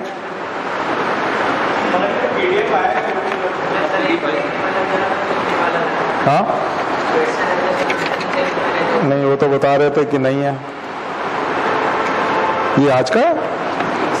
हाँ, आज का पेपर। अमित्र गात है। मुझे भी चश्मा लगेगा लगता है, मैं पढ़ता नहीं हूँ ना जी, स्क्रीन ज्यादा देते, कागज वागज देखने की जरूरत नहीं। कोट दीजिए, श्रोत सूत्र, ये अभी मैं बता रहा हूँ आपको। श्रोत सूत्र ये आपका एंशिएंट टेक्स्ट से आ गया, जो प्रिमिटिव एंशिएंट टेक्स्ट की बात हम लोग करते हैं, प्राचीन धार्मिक ग्रंथ। श्रोत सूत्र किसका हिस्सा होगा बताओ? शुल्व सूत्र, श्रोत सूत्र कौन से वेद का हिस्सा? पढ़ा था, नोट्स पढ़ो हमारा। अमित्र गात, देवल, दीवान हिंसा, ताराबाई, अहोम विवाह, मोपला विद्रोह, लाला हरदयाल, भील विद्रोह, ग्यारसपुर, कुंवर रघुनाथ राव, रघुनाथ शाह। ये साफ नहीं है भैया, इसमें मल्हार राव होलकर। नहीं, ठीक है, ये मिल तो गया पेपर, पता नहीं इतने मुझे ही क्यों नहीं दिया। बालातल संस्कृति क्या है? प्राचीन भारतीय वैज्ञानिक साहित्य। अब ये प्राचीन वैज्ञानिक साहित्य ये गुप्तकालीन आ जाएगा आपका अकबर की धार्मिक नीति, भारत में परंपरागत कुटीर उद्योगों का पतन, भारत का उदय गणतंत्र के रूप में हुआ, मध्य प्रदेश का पुनर्गठन, झंडा सत्याग्रह, मध्य प्रदेश के प्रमुख स्थानीय त्योहार। तो सिलेबस में क्या रखा था इसने? हिस्ट्री और ज्योग्राफी बोलता था ना। भोपाल रियासत, बघेल रियासत, और प्रश्नों को तो देख लो भाई। सिंधु घाटी सभ्यता एक नगरीय सभ्यता थी, गुप्त काल में कला स्थापत्य, मोहम्मद तुगलक को विरोधी गुणों का सम्मिश्रण कहा जाता है, दक्षिण के नासूर ने औरंगजेब का विनाश कर दिया, पढ़ाया था ना आपको। मराठों ने जो है नाक में दम करके रखा, चैन से जीने नहीं दिया औरंगजेब को। आर्य समाज मिशन, बाल गंगाधर तिलक। मध्य प्रदेश में स्वतंत्रता आंदोलन, बुंदेलखंड की रियासत, इस बार रियासत ज्यादा पूछी है इसने, होलकर वंश का विवरण। ज्योग्राफी क्या पूछ रहा है? भूकंप की तीव्रता मापने वाले यंत्र का नाम, आविष्कार का वर्ष, बाप रे। सेन जुआन नदी किस देश में होकर रहती है? BW चिन्ह किस प्रकार के जलवायु को प्रदर्शित करता है? चिनाब नदी की 3 प्रमुख सहायक नदियां लिखी। करेवा मिट्टी, नीली क्रांति। नर्मदा और तापी नदियां किस स्थान पर एक दूसरे के सबसे नजदीक होते हैं? मध्य प्रदेश के 3 थर्मल पावर स्टेशन।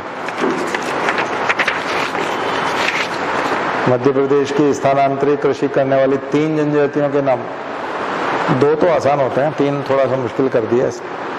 वर्षा 3 नंबर है तो 3 लिखेगा तो 3 नंबर मिलेंगे, 2 लिखेगा 2 मिलेंगे। मुझे भी तीसरी याद नहीं आ रही ना। वर्षा जल संग्रहण के 3 गुण। विजाग गैस रिसाव पर टिप्पणी लिखी है।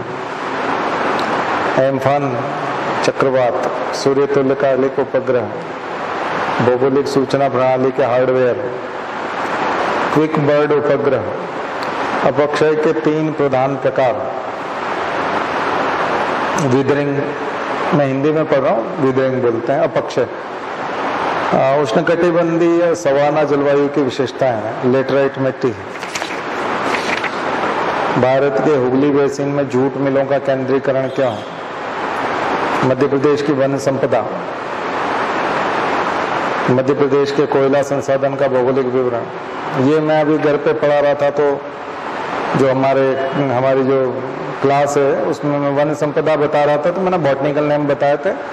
मैंने कहा था ये 10 बॉटनिकल नेम जो है अगर आप रट लोगे 10-15, तो अगर आप वन संपदा लिखते समय में अगर बॉटनिकल नेम साथ में लिखते हो ना, तो मार्क्स एकदम और अच्छा आता है। क्योंकि केवल आपने केवल टीक लिख दिया है ना, तो उससे नहीं होता। सागौन लिख दिया है तो टीक या सागौन जब आप लिखोगे तो टेक्टोना ग्रैंडिस भी साथ में लिख दो, ठीक है। शीशम के समय में डलबर्जिया सिसु भी लिख दो। साल लिख रहे हो तो शोरिया रोबस्टा भी लिख दो। तो ऐसे साथ में आप अगर लिखते हो तो ज़्यादा नंबर आते हैं। तो अभी जो मैं आपको बॉटनी वाला हिस्सा बताऊंगा उसमें करीब 100 बॉटनिकल नेम आपको मैं होमवर्क दूंगा।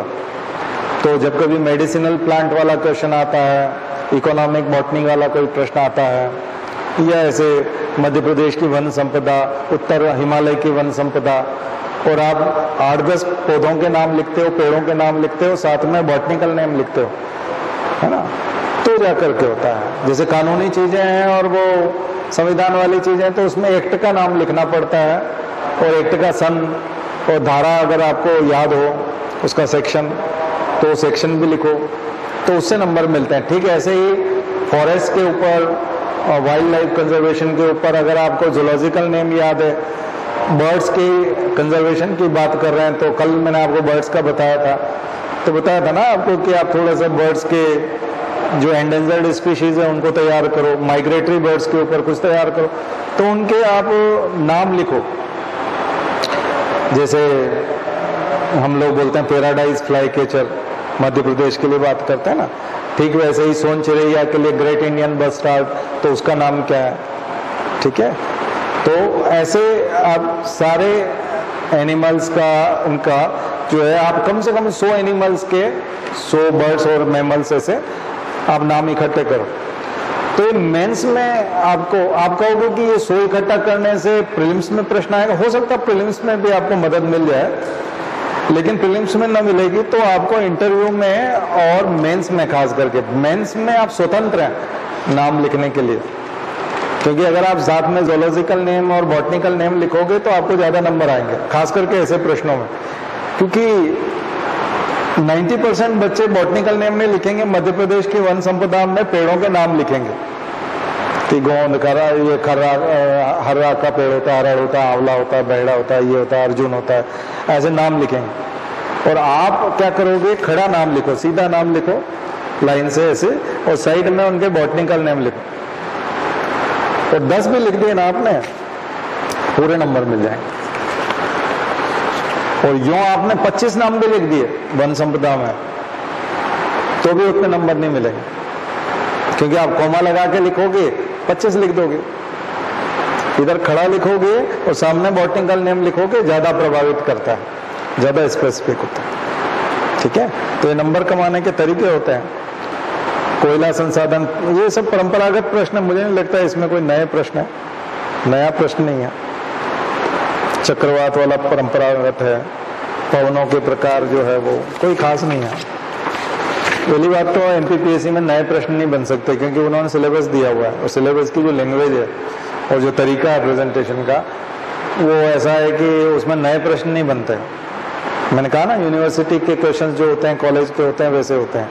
भारत में मानसून की उत्पत्ति, कोपेन और थानवेट के अनुसार भारत के जलवायु क्षेत्र। तो ये कोई भी जो ज्योग्राफी 11वीं 12वीं की पढ़ाता है, ज्योग्राफी का टीचर या कॉलेज में प्रोफेसर है जो ग्रेजुएशन में ज्योग्राफी पढ़ाता है, वो बहुत अच्छे से इसको चेक भी कर पाता है, और वही पेपर बनाता है और वही पढ़ा भी देगा, बहुत अच्छे से पढ़ा देगा, कोई बहुत बड़ी चीज नहीं है इसमें। आपदा निवारण, डिजास्टर मिटिगेशन और रिमोट सेंसिंग दिया है, अच्छी बात है। सभी दरअसल पूरा सिलेबस ही कवर हो जाता है, पूरा सिलेबस ही पूछा जाता है, तो आपको पूरा सिलेबस करना रहता है, छोड़ने का नहीं होता, कुछ छोड़ने जैसा कुछ नहीं होता, और खास करके थॉट प्रोसेस जैसा ज्यादा कुछ नहीं होता यहाँ पर। लेकिन थॉट प्रोसेस आपको ज्यादा मार्क्स दिलाती है, साथ में कंक्लूजन लिखने के लिए, और आप ध्यान आकर्षित कर सकते हो कॉपी चेक करने वाले का। कैसे? उसमें कुछ इंपॉर्टेंट पॉइंट्स ऐसे लिख सकते हो जिससे कि वो ध्यान आकर्षित कर सकते हो। हाँ, लेकिन इंडियन एक्सप्रेस, द हिंदू, इनका बहुत बड़ा रोल जो है वो यहाँ देखने को नहीं मिलता एमपीपीएससी में। कई बार वो पिछड़ जाएंगे, ऐसे लोग जो वहाँ ज्यादा समय लगाते हैं वो लोग यहाँ पिछड़ भी सकते हैं, ठीक है। तो एमपीपीएससी जो है थोड़ी सी रट्टू टाइप के जो लोग होते हैं उनको ज्यादा सपोर्ट करते हैं। तो रटने वाले लोग, सोचने समझने वाले, दिमाग लगा, इसलिए उनको नौकरी भी वही वाली मिलती है, आदेश का पालन करने वाली नौकरी। दिमाग लगाने वाली नौकरी उनसे अपेक्षा भी नहीं की जाती, ना ही उनको काम भी नहीं दिए जाते। ऐसे 1-2 लोग कोई होते हैं ऐसे जो गलती से एमपीपीएससी में चले जाते हैं, होते हैं दिमाग वाले, तो फिर सीएम उनको अपने पास रख लेता है पूरी जिंदगी जाने नहीं देता उनको, पूरी जिंदगी अपने, यानी जब तक उसकी पूरी नौकरी रहती है वो सचिवालय में मुख्यमंत्री के सलाहकारों में ही काम करता है हमेशा, क्योंकि उसका दिमाग ही अलग होता है, वो इसी काम के लिए बना है, और गलती से उधर चला गया था तो उसको खींच करके यहाँ सब काम करते हैं। ऐसे 2-4 लोगों को मैं जानता हूँ, वो सब वही है, बहुत तेज है। आईएएस में जाते तो खूब नाम कमाते, लेकिन अब ठीक है, उन्होंने स्वीकार कर लिया कि ईश्वर की कृपा है, जो मिल गया ठीक है, तो उन्होंने ज़्यादा ट्राई नहीं किया। उस जमाने में 4 अटेम्प्ट होते थे तो अटेम्प्ट भी खत्म हो गए, क्योंकि वो नौकरी में बड़े संजीदा थे। एसडीएम कहीं बनाया तो उनको लगता था कि मुझे एसडीएम बना दिया मतलब मैं हर चीज़ की रक्षा करूँगा और अब अंतिम सांस तक लड़ूंगा ऐसे लोग थे, तो वो अपनी परीक्षा को भूल गए, परीक्षा पे ध्यान नहीं दे पाए। अगर वो ख्याल रखते अपना पर्सनल करियर का तो वो आईएएस भी हो जाते, लेकिन डिजर्व करते हैं वो लोग, अच्छे लोग हैं। लेकिन 90% लोग जो हैं फील्ड में बस आदेश का पालन करने के लिए होते हैं, क्योंकि वो ऐसे पेपर देके जाते हैं, ऐसे दिमाग नहीं चलाया जाता, आदेश का पालन किया जाता है नौकर बनने के लिए, जिसको सरकारी नौकर कहते हैं ना। असली नौकर यही है, नौकरशाही जो ये नौकर है, असली नौकर ही है, विनम्र, अपनी अकल लगाने की, ना फ्रस्ट्रेशन भी नहीं आता, डिप्रेशन भी नहीं आता, कुछ नहीं आता उसमें। स्वाभिमान नाम की कोई चीज भी नहीं होती, क्योंकि इसमें कुछ ज्यादा स्वाभिमान जगाने जैसा कुछ है भी नहीं। ठीक है, अब निबंध में देखते हैं बाकी के पेपर में क्या होता है। बाकी आज का पेपर तो सिलेबस बदलने का भी कोई फायदा नहीं है, यही है पूरा पेपर वही है। सिलेबस बदलने का भी मुझे कोई उसमें, जो इन्होंने इतना हवा मचाया कि वो वर्ड लिमिट थोड़ी सी कम की है ना, तो बल्कि इसमें और जिनको ज्यादा अच्छा लिखने की महारत थी वो लोग और बाहर हो गए। अब तो सभी एक जैसे हो गए, क्योंकि लिमिटेड स्पेस है। तो मुझे लगता है उन लोगों को नुकसान है जिनका हाथ बहुत तेज चलता था। तो हम लोग उस समय में इसी बात पे गेन कर जाते थे कि हमारा हाथ बहुत तेज चलता था और बहुत ज्यादा वर्ड्स लिख लेते थे 3 घंटे में। तो हमारे जैसे लोग अगर होते तो अभी नुकसान में चले जाते। अब देखते हैं कि सबको एक लिमिटेड लिखवाया गया, मन में बहुत कुछ आ रहा है लिखने को, हाथ भी कर रहे हैं लिखने को, लेकिन लिखने की जगह भी नहीं है और टाइम भी नहीं है और जरूरत भी नहीं है, क्योंकि वर्ड लिमिट पूरा हो गया है। तो अब ऐसे में प्रेजेंटेशन का खेल हो गया है पूरा का पूरा प्रेजेंट। तो मैंने बहुत जल्दी जो है आपको पूरा एनालिसिस करके बता दिया, तो इतना डरने की जरूरत नहीं है, वही वाला है सब कुछ। मुझे कोई भी प्रश्न जो है किसी ने चौंकाया नहीं, चौंकाने वाला प्रश्न नहीं है। ठीक है, चलिए तो अब मैमल्स में चलते हैं। तो मैमल्स की विशेषता ये है कि इसमें कुछ प्रश्न जो है उसके कैरेक्टरिस्टिक्स में से पूछेंगे कि मैमल्स की विशेषताएं क्या है। पहला प्रश्न मैं आपको बता देता हूं, हेटेरोडोंट, बहुत ही इंपॉर्टेंट प्रश्न। हेटेरोडोंट मैमल्स की विशेषता होती है उसमें दांत अलग अलग प्रकार के होते हैं, एक जैसे दांत। अभी तक जितने एनिमल्स थे उन सब में होमोडोंट था, मैमल्स में हेटेरोडोंट होते हैं। आगे इंसीजर, केनाइन, प्रीमोलर, मोलर, इस टाइप से हेटेरोडोंट, इसको बोलते हैं हेटेरोडोंट। ये मैमल्स की विशेषता है। फिश में, रेप्टाइल में, बर्ड्स में तो दांत होते नहीं है, और फिश और रेप्टाइल को आप देखोगे, एम्फीबियन को देखोगे तो उनमें जो दांत होते हैं होमोडोंट, एक जैसे दांत, समान दंती, समदंती। ये है विषम दंती। दूसरा, body covered by hairs. Mammals की विशेषता है कि इनकी बॉडी जो है वो हेयर्स से ढकी होती है, बाल होते हैं। व्हेल में, डॉल्फिन में बाल नहीं होते, क्योंकि वो एक्वेटिक एडाप्टेशन है, बाल होने से तैरने में दिक्कत आती है।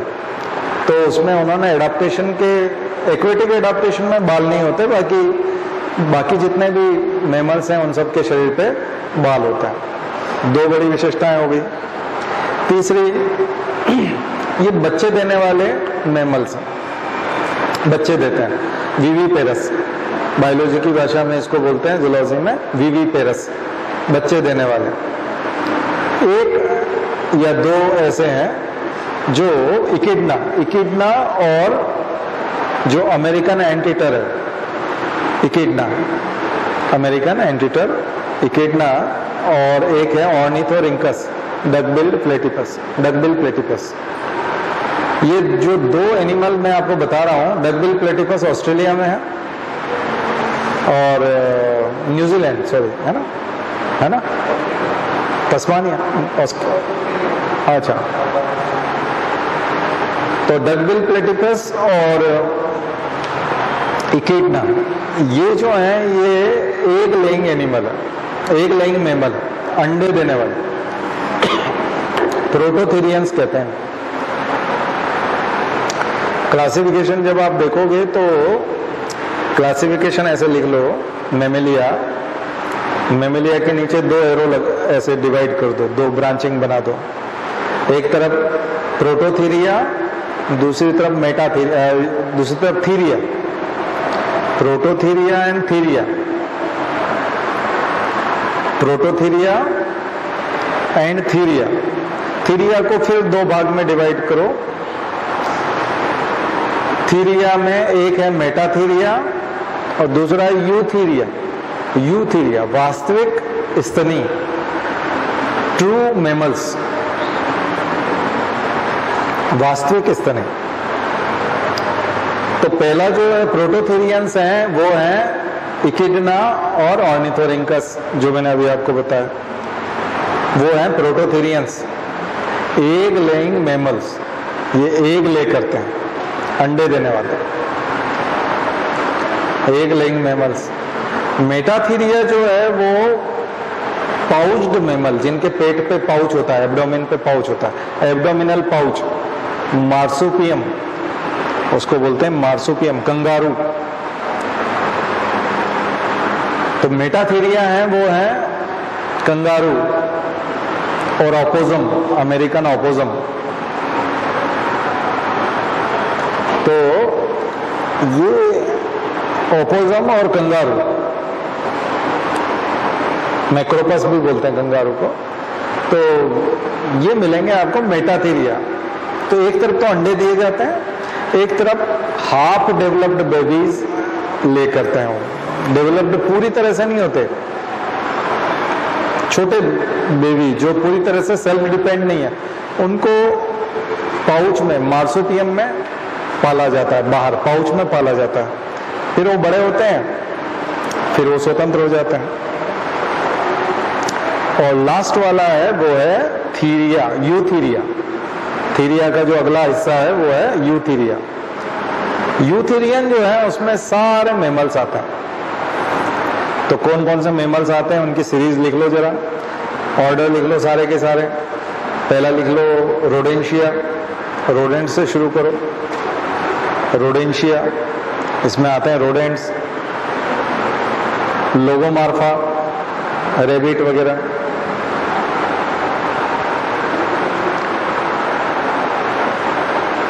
तीसरा लिख लो काइरोप्टेरा, CHIROPTERA, काइरोप्टेरा। बेट, चमगादड़।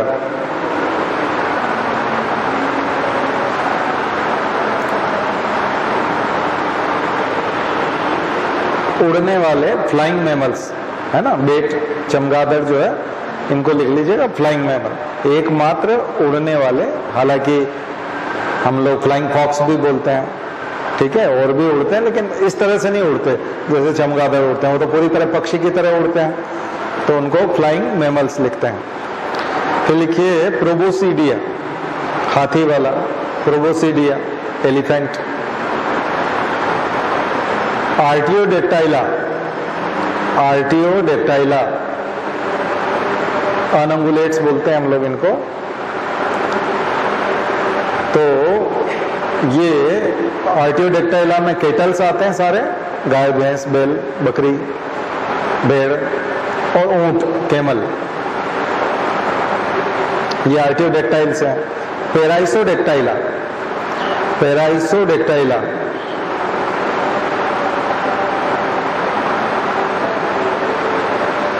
पेराइसोडेक्टाइला में घोड़े आते हैं, हॉर्स, जिराफ, घोड़े और जिराफ का ग्रुप है ये।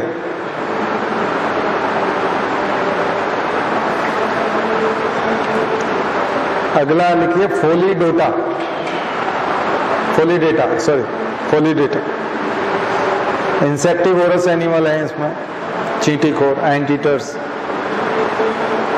मैनिस, पेंगोलिन, ये इस टाइप के जो एनिमल होते हैं। पिछली बार पूछा था ना कि कौन अपना, जो यूपीएससी ने पूछा था कि कौन अपना शेप जो है पूरी तरह से ऐसे वो कर लेता है ना, सुरक्षा के लिए, तो गोल हो जाते हैं, अपने अंगों को बिल्कुल एकदम दबा लेते हैं अपने अंदर, ऐसे गेंद जैसे हो जाते हैं।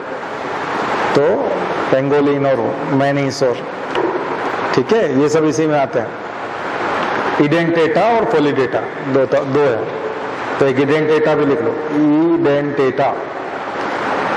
तो जाके लिख लेना इनको जाके, है ना, एग्जाम्पल वगैरह और उनके बारे में एक एक दो बातें, क्योंकि यूपीएससी ने जैसे पिछली बार पूछा ना, तो ऐसा फिर से रिपीट कर सकते हैं, यहाँ से क्वेश्चंस आते हैं। फिर आइए cetacea, very important, aquatic mammals, cetacea, dugong, whale, dolphin, ठीक है, गेंजेटिक डॉल्फिन वगैरह आप पढ़ते हो ना।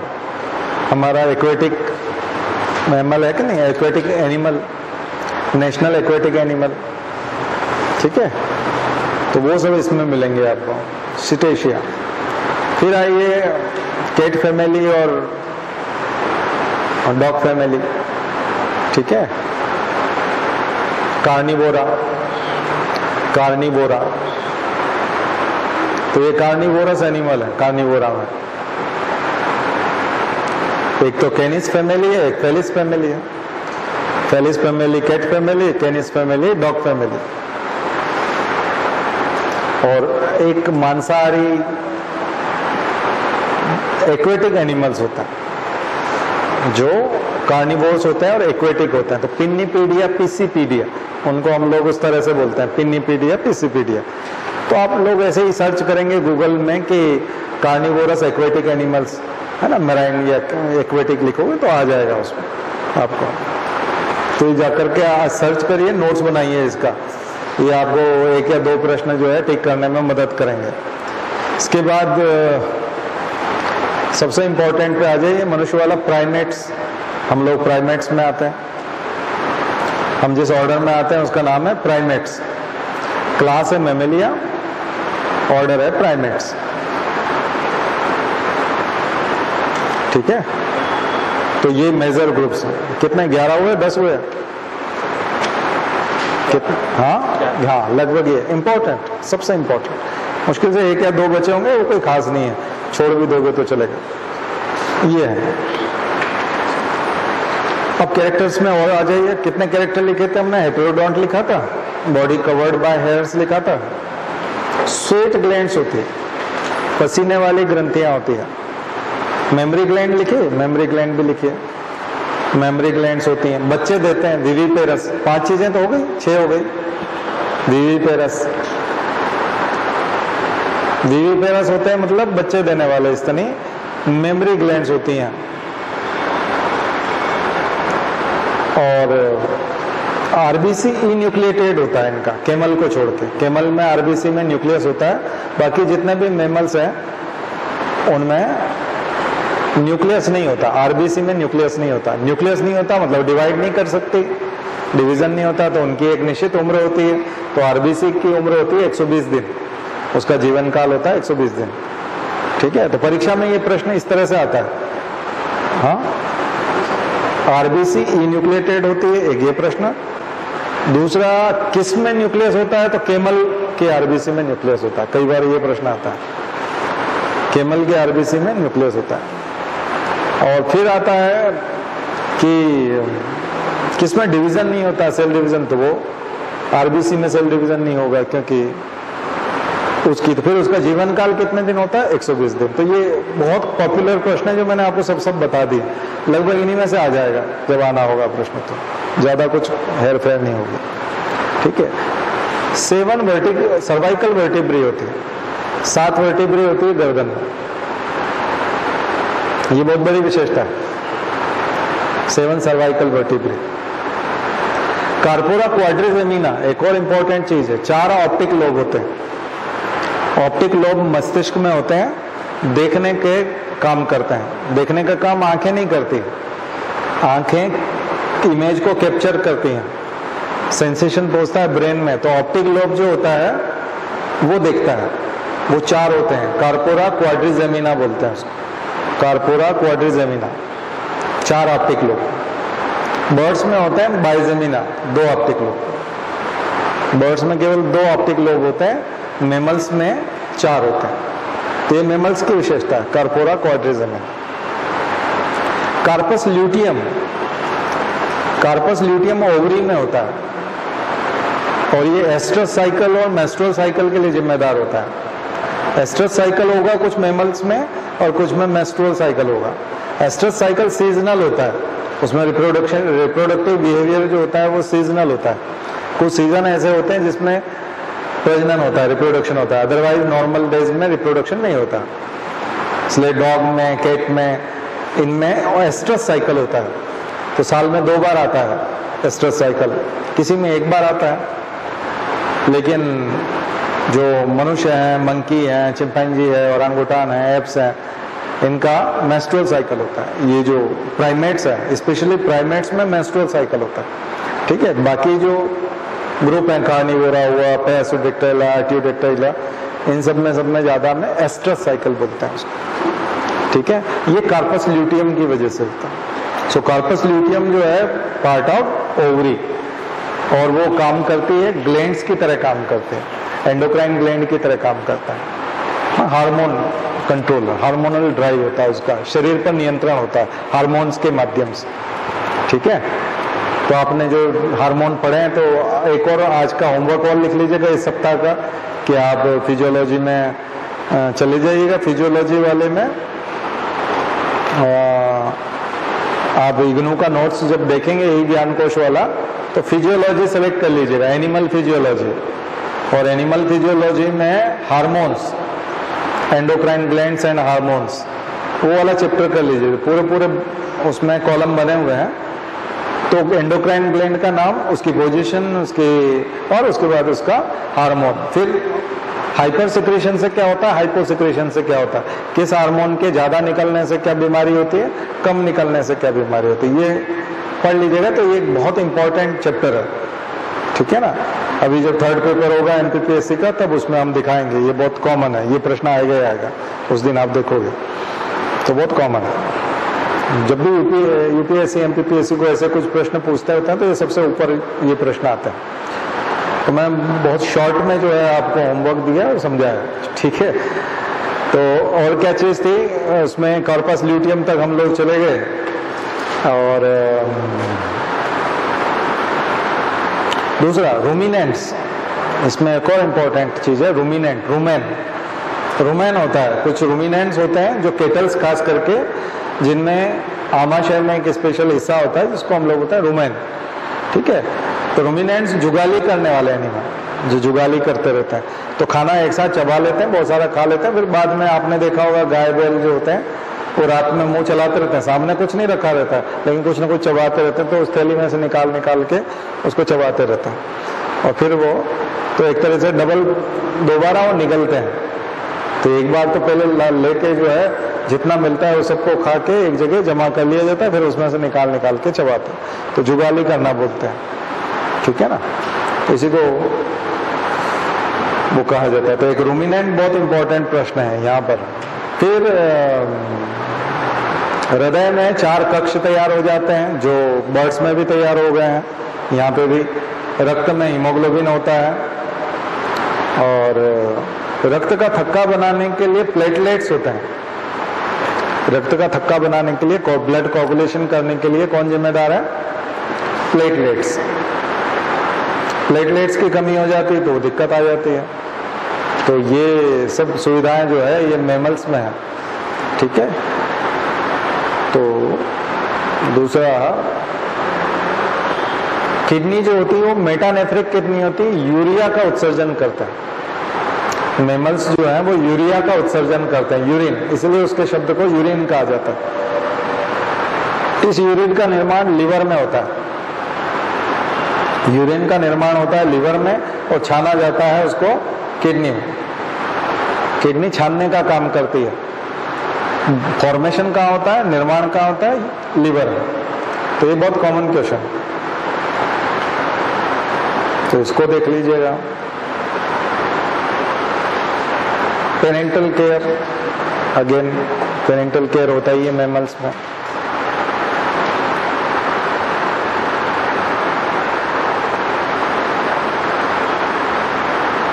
व्हेल का शिकार जो होता है वो ब्लबर की वजह से होता है। व्हेल हम जो जानते हैं, कई लोग उसको मछली के रूप में बोलते हैं, लेकिन वो मैमल है। और सिटेशिया में आता है, जो हमने अभी आपको बताया था। तो व्हेल की त्वचा के नीचे वसा की परत होती है, फेट की, बहुत मोटी परत होती है फेट की, उसको ब्लबर कहते हैं। Blubber, BLUBBER, BLUBBER, blubber. ये सवाल बहुत पूछा जाता है, और दुनिया के कई देशों में वो घी और तेल की तरह काम करता है। तो एक व्हेल मछली अगर मार ली तो पूरे गांव के लोगों को साल भर दिया जलाने के लिए, लालटेन जलाने के लिए, उसी को ब्लबर, कोई उसी में बत्ती लगा देते हैं, तो वो घी तेल जैसे जलता है, वैसे रोशनी देता है ब्लबर से, और ब्लबर को खाते भी हैं और उसको घी की तरह रोटी पे लगा के भी खाते हैं, तो वो घी और तेल की तरह काम करता है। उसी में फ्राई भी कर लेते हैं, कुछ फ्राई करना होता है तो ब्लबर जो है कई देशों के लिए इकोनॉमी है एक तरह की। ऑयल जो खाद्य तेल, एडिबल ऑयल और घी का काम करता है, तो इसलिए उसका शिकार भी होता है। वेल का शिकार इसीलिए सबसे ज्यादा होता है, खास करके अफ्रीका में और ऐसे बहुत सारे कंट्री में जहाँ पर फूड की बहुत दिक्कत आती है, तो वहाँ पर मछली का शिकार होता है। पुराने जमाने में भी जो ऑयल और फैट, जब हम लोग वनस्पति ऑयल और ये सब नहीं बना पाए थे ना जितने अच्छे से, इतना ज्यादा, और केटल्स भी इतने नहीं थे, तो हमारे यहाँ तो भगवान कृष्ण की कथा कितनी पुरानी, तब से दूध घी की नदियां बहती है, और वो सब तो हम लोग तो फैट और दूध को कब से बहुत प्राचीन काल से इस्तेमाल करने वाले, तो इसलिए तो भारत भूमि आक्रमणकारियों, इन्वेडर्स के लिए बहुत आकर्षण का क्षेत्र रही है, क्योंकि एग्रीकल्चर भी बहुत अच्छा था, पेस्टोरलिज्म भी बहुत पुराना है, पशुपालन भी बहुत पुराना, तो हम लोग जो है यहाँ पर इस मामले में समृद्धशाली रहे। जनसंख्या बढ़ने के साथ दिक्कतें आई है, खास करके जनसंख्या बढ़ने से दिक्कतें आई। जब तक जनसंख्या कम थी तब तक तो कोई प्रॉब्लम ही नहीं थी, क्योंकि हम लोग ऑर्गेनिक फार्मिंग करते थे, उससे भी इतना अनाज उगा लेते थे, अकाल पड़ते नहीं थे। जनसंख्या बढ़ने के बाद बहुत दिक्कत है। और फिर जब से सेकेंड वर्ल्ड वॉर के बाद में ऑयल पे डिपेंडेंस, बाइक खरीद ली और उसमें ऑयल डलना है, तो वो तो हमारे पास नहीं है, वो तो हमको विदेशों से खरीदना है, तो ये डिपेंडेंसी डॉलर पे और फॉरेन के इंपोर्ट पे, तो हम लोग बाद में इंपोर्ट पे आए। सोना भी बाद में इंपोर्ट करना शुरू किया, पहले तो हमारे पास ही खुद के पास ही खुद का सोना बहुत सारा था, ठीक है, तो अंग्रेजों ने जब खाली कर दिया तो फिर हमको खरीदना पड़ा, आयात करना पड़ा। तो भारत इस मामले में पूरा अलग रहा, लेकिन इसीलिए हमारे यहाँ कहीं इतिहास में वेल का शिकार, और भारत के केरला के लोग, गुजरात के लोग जा रहे हैं, वेल को पकड़ के ला रहे हैं और फिर उसको चीर रहे हैं, ऐसे कोई फोटोग्राफ नहीं मिलेंगे, ऐसी कोई चीजें नहीं है प्राचीन काल के कोई भी, ना किसी की कविता में हुआ एक वेल मिल गई तो सबका भाग्य चमक गया, ऐसी कोई कविता भी नहीं है ठीक है, तो ऐसा कुछ नहीं, ये उधर मिलेगा आपको, वहाँ के साहित्य में भी मिलेगा, वहाँ के पुराने पिक्टोरियल डिपिक्शन में, कहीं वहाँ के मंदिरों में, या मंदिर तो नहीं है वहाँ, जहाँ कहीं पे भी सार्वजनिक जगहों पर मूर्तियां बनाई हुई, उसमें सब लोग वेल का शिकार कर रहे हैं, चीर रहे हैं, तो ऐसी सब चीजें वहाँ के कल्चर में है, ठीक है। तो ब्लबर बहुत इंपॉर्टेंट है। और फिल्टर फीडर है, एक और प्रश्न पूछा जाता है कि वेल का फीडिंग का मोड क्या होता है, तो फिल्टर फीडिंग, पानी में से छान करके प्लैंक्टॉन्स को खाती है, उसकी जो ट्यूब होती है, डाइजेस्टिव सिस्टम जहाँ शुरू होता है उसको बेलिन कहते हैं, बेलिन, BALEEN, बेलिन। बेलिन में से एक छानने की व्यवस्था होती है, तो उस पर पानी टकराता है, बहुत सारा पानी वो इनहेल करती है, एक तरह से इंजेस्ट करती है, और उसमें से उस पानी की धारा को बेलिन से गुजारा जाता है। तो बेलिन से जब वो गुजरता है तो उसमें से प्लैंक्टॉन्स को ट्रैप कर लिया जाता है, छान लिया जाता है, उसी को बोलते हैं फिल्टर फीडिंग। खाने का ऐसा प्रकार जिसमें से पानी में से भोजन को छाना जाए, उसको बोला जाता है फिल्टर फीडिंग, ठीक है। ये सवाल पिछली बार आया था, फिल्टर फीडिंग वाला, UPSC ने पूछा था, तो मैंने इस हिसाब से आपको इसमें इंपॉर्टेंट चीजें कवर कर दी। इसके अलावा इकोनॉमिक इंपॉर्टेंस है वूल का, जैसे ऊन बनती है, ऊन भेड़ों की ऊन निकलती है ना, कौन सी ऊन बोलते हैं, पश्मीना शॉल बनती है ना, बकरी के उससे, और खास करके वूल। और एक और इकोनॉमिक इंपॉर्टेंस है केटल्स, ठीक है, और बाकी तो पोर्क और बीफ और ऐसे बहुत सारी चीजें, मीट, और ये तो आप लोग उसमें इस्तेमाल करते ही हैं कि खाने पीने की चीजों में बहुत जगह जो है मैमल्स को इस्तेमाल किया जाता है। इसके अलावा वाहन के तौर पे बहुत प्राचीन काल से घोड़े और ऊंट को इस्तेमाल किया जाता है ना, ट्रांसपोर्ट में इस्तेमाल किया जाता है, परिवहन के लिए, ट्रांसपोर्ट के लिए इस्तेमाल किया जाता है। एस्थेटिक वैल्यू मैमल्स की है, जंगल में जाते हैं तो आप हाथी दिखाते हैं बच्चों को, टाइगर दिखाते हैं, तो एस्थेटिक वैल्यू, प्राकृतिक सौंदर्य, पर्यटन का, इकोलॉजी और एनवायरनमेंट के मेंटेनेंस, और खास करके टूरिज्म, इको टूरिज्म का बहुत बड़ा हिस्सा है, ठीक है। टूरिज्म जो है वो मैमल्स की वजह से। अब आपके लिए एक और स्पेशल होमवर्क, प्राइमेट्स का वर्गीकरण। इस बार जाइए आप और विकिपीडिया पर और नोट्स में और सब जगह देखिए, एंथ्रोपोलॉजी का कोई मैटर आप डाउनलोड कर सकें ई ज्ञान कोश से, तो वहां से प्राइमेट्स का वर्गीकरण जरूर देखिए, बहुत इंपॉर्टेंट है प्राइमेट का वर्गीकरण। छोटे छोटे प्राइमेट्स बिल्कुल श्रू जैसे आई श्रू और टार्सियर, लीमर, ऐसे छोटे बिल्कुल चूहे जैसे, चूहे और बिल्ली जैसे छोटे छोटे प्राइमेट्स, यानी बिल्कुल मनुष्य के बिल्कुल करीबी उनकी आंखें आप देखेंगे। दुर्लभ प्राणी है, बहुत ही दुर्लभ प्राणी है। और वो उनको फोटोग्राफ देखिए जाकर के गूगल में, बहुत अच्छा लगेगा आपको। उसके बाद फिर आप आएंगे एप्स पे, तो उसमें ओरांगुटान, चिंपैंजी, गोरिल्ला, है ना, ये जब आप देखोगे तो इनकी तुलना फिर मनुष्य के साथ करना सीखना। तो फिर हम कभी जब origin and evolution of man वगैरह पढ़ेंगे तब आपको ये काम आएगा। तो इनकी टर्मिनोलॉजी, तो प्राइमेट्स में क्या क्या लिखोगे, प्राइमेट्स का वर्गीकरण, प्राइमेट के कैरेक्टरिस्टिक्स, यानी कि उनकी पहचान के क्या गुण है, आइडेंटिफाइंग कैरेक्टरिस्टिक्स, और यानी विशेषताएं, प्राइमेट्स की विशेषताएं। फिर प्राइमेट्स में लोकोमोशन, चलने की प्रक्रिया कैसे होती है, पेरेंटल केयर, सोशल ऑर्गेनाइजेशन, सामाजिक संगठन बहुत इंपॉर्टेंट है। प्राइमेट्स में सामाजिक संगठन बहुत उच्च किस्म का होता है, बहुत ही उच्च किस्म का प्राइमेट्स में सामाजिक संगठन होता है, परीक्षा में पूछा भी जाता है। परिवार बना के रहते हैं, मुखिया रहता है और संगठन पारिवारिक रहता है और पूरा जीवन भर निभाते हैं उसको। बुजुर्गों का भी ख्याल रखा जाता है। पेरेंटल केयर में यहाँ उल्टा है, ठीक है, पेरेंट्स की भी केयर की जाती है बच्चों की भी केयर की जाती है, पेरेंट्स की भी, और भोजन को मिल बांट के भी खाता है। तो reasoning power also, reasoning power develop हो जाती है चिंपैंजी वगैरह में। उनको प्रॉब्लम सॉल्विंग कर लेते हैं, प्रॉब्लम सॉल्व करना सीख जाते हैं। सी सेट का पेपर कर लेंगे ठीक है। तो कई लोग वो सी सेट पढ़ाने की बात करते हैं, मैं बोलता हूँ वो तो सी सेट तो चिंपैंजी भी कर लेता है, मतलब मनुष्य हो तो फिर सी सेट तो आना ही चाहिए। तो हम जीएस पढ़ाएंगे, सी सेट हम आपको क्वालिफाई मान के चल रहे हैं कि आप क्वालिफाई कर लें। ये भी हमको कराना पड़े तो फिर आप घर पे ही रहो, फिर क्या मतलब है। सी सेट में क्या कराना है, सी सेट में बहुत सिंपल है, मामूली रीजनिंग है, मामूली लॉजिक लगते हैं, मामूली किस्म का, बहुत हल्के किस्म का। मैथ से तो उसको बोलना नहीं चाहिए, मेंटल एबिलिटी है, देख करके आंसर निकाल सकते हो।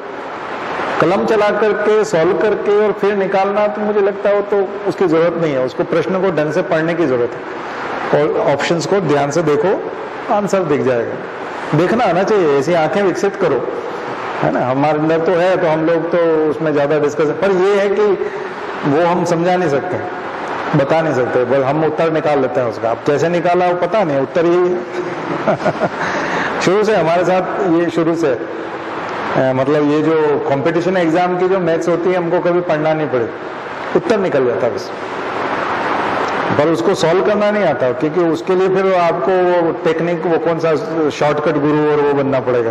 वो आप यूट्यूब पे देख लेना, बहुत सारे लोग है ना, वो बताते भी हैं, वैदिक मेथड से भी बताते हैं कुछ लोग शॉर्टकट वाले। ट्रेन में मिले थे मेरे को एक शॉर्टकट गुरु, तो बार बार यही बोलते थे, आपको मैं सिखाता हूँ, आपको बहुत काम आएगा। मैंने कहा पर मैं सीख नहीं पाऊंगा, पता नहीं क्या करोगे।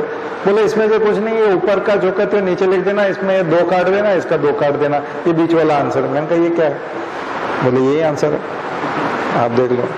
तो मैंने कहा नहीं आया कैसे, नहीं बोले वो छोड़ो, नहीं इसमें बस हमेशा ये काट दो, वो काट दो, ये आंसर है। कई बार ऐसे प्रश्न होते हैं तो वो बताते वाले नहीं इसका आधा कर लो, आंसर है, वो इसमें 4 का गुणा कर दो, आंसर है। तो ऐसी शॉर्टकट में उनके पास 15-20 ट्रिक है, तो वो बच्चों को बताते रहते हैं। तो वो बोलते हैं कि हमारे 1000 बच्चे तो बैंक में हैं, 1000 बच्चे रेलवे चला रहे हैं, रेल चलाते हैं, और 1000 बच्चे हमारे ये हैं, तो 50,000 हमारे स्टूडेंट हैं, देश के अलग अलग कोनों में काम कर रहे हैं, कोई एसएससी में है, कोई किस में है। और वो जो है वो कार्टून टाइप था, वो नीचे उतरा ट्रेन में से और पूरी सब्जी लेके खाने लगा, और आधी तो गिर गई, कपड़े भी गंदे कर रहा, और पूरा कार्टून था। फोन उठा रहा था तो फोन बार बार वो बंद हो रहा था, उससे उठाना नहीं आ रहा था उसको, फोन कट रहा था। कभी किसी को होल्ड पे रख देता है बात करते करते, वो उधर लटका पड़ा रहता है, फिर उसका कुछ बेतरतीब लाइफ था। मतलब उन्होंने कहा इसमें पर्सनालिटी डेवलपमेंट कहा है। बोले नहीं, इसको 2 को काट दो, ये काट दो, 4 का गुणा कर दो, ये कर दो। उसमें पर्सनालिटी वगैरह नहीं बनते, वो तो शॉर्टकट उसने रट लिया है। तो ऐसी वैदिक मेथड ऐसा ये कोई विकास नहीं है, व्यक्तित्व का विकास नहीं है, ना ही इसका कोई लेना देना है व्यक्तित्व से। मैं इसको मैथ्स भी नहीं मानता। मैथ्स तो अपने आप में एक सब्जेक्ट है, उसकी अपनी एक टेक्नोलॉजी है, उसका अपना एक मेथोडोलॉजी है, उसको वो एक एक्सपर्टीज उसमें आप एक्सपर्ट होते हैं, आप तेज बनते हैं, विद्वान बनते हैं, विशेषज्ञता हासिल करते हैं। तो गणित विशेषज्ञता देती है, वो बिल्कुल एक अलग तरह की चीज है, वो बिल्कुल अलग चीज है। कंपटीशन एग्जाम का है, वो मेंटल एबिलिटी है, ठीक है। तो हम उसको ज्यादा तरजीह देते हैं। तो चिंपैंजी में जो कहानी आती है कि केले का गुच्छा ऊपर लटकाया और चिंपैंजी छोड़ दिया, और बॉक्स जो है बहुत सारे पड़े हुए थे, उसने बॉक्स को जमाया और उन पे चढ़ के और केले का गुच्छा उतार लिया। वही आवश्यकता आविष्कार की जननी है, वैसा काम है।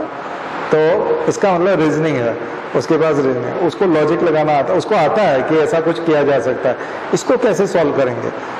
खाना वहां है, लटका पड़ा है, मैं यहाँ हूं, ऐसा क्या किया जाए। तो वो ढूंढ लेते हैं, लकड़ी लेंगे, लार में लपेटेंगे, चींटियों के बिल में उसको डाल देंगे, तो चींटियां चिपक जाएंगी, फिर खा लेंगे चींटियों को। तो चींटी खोर इस तरह से। तो ये बहुत अच्छे से करते हैं। कौन? एप्स, प्राइमेट्स, खास करके प्राइमेट्स, और उनमें भी एप्स।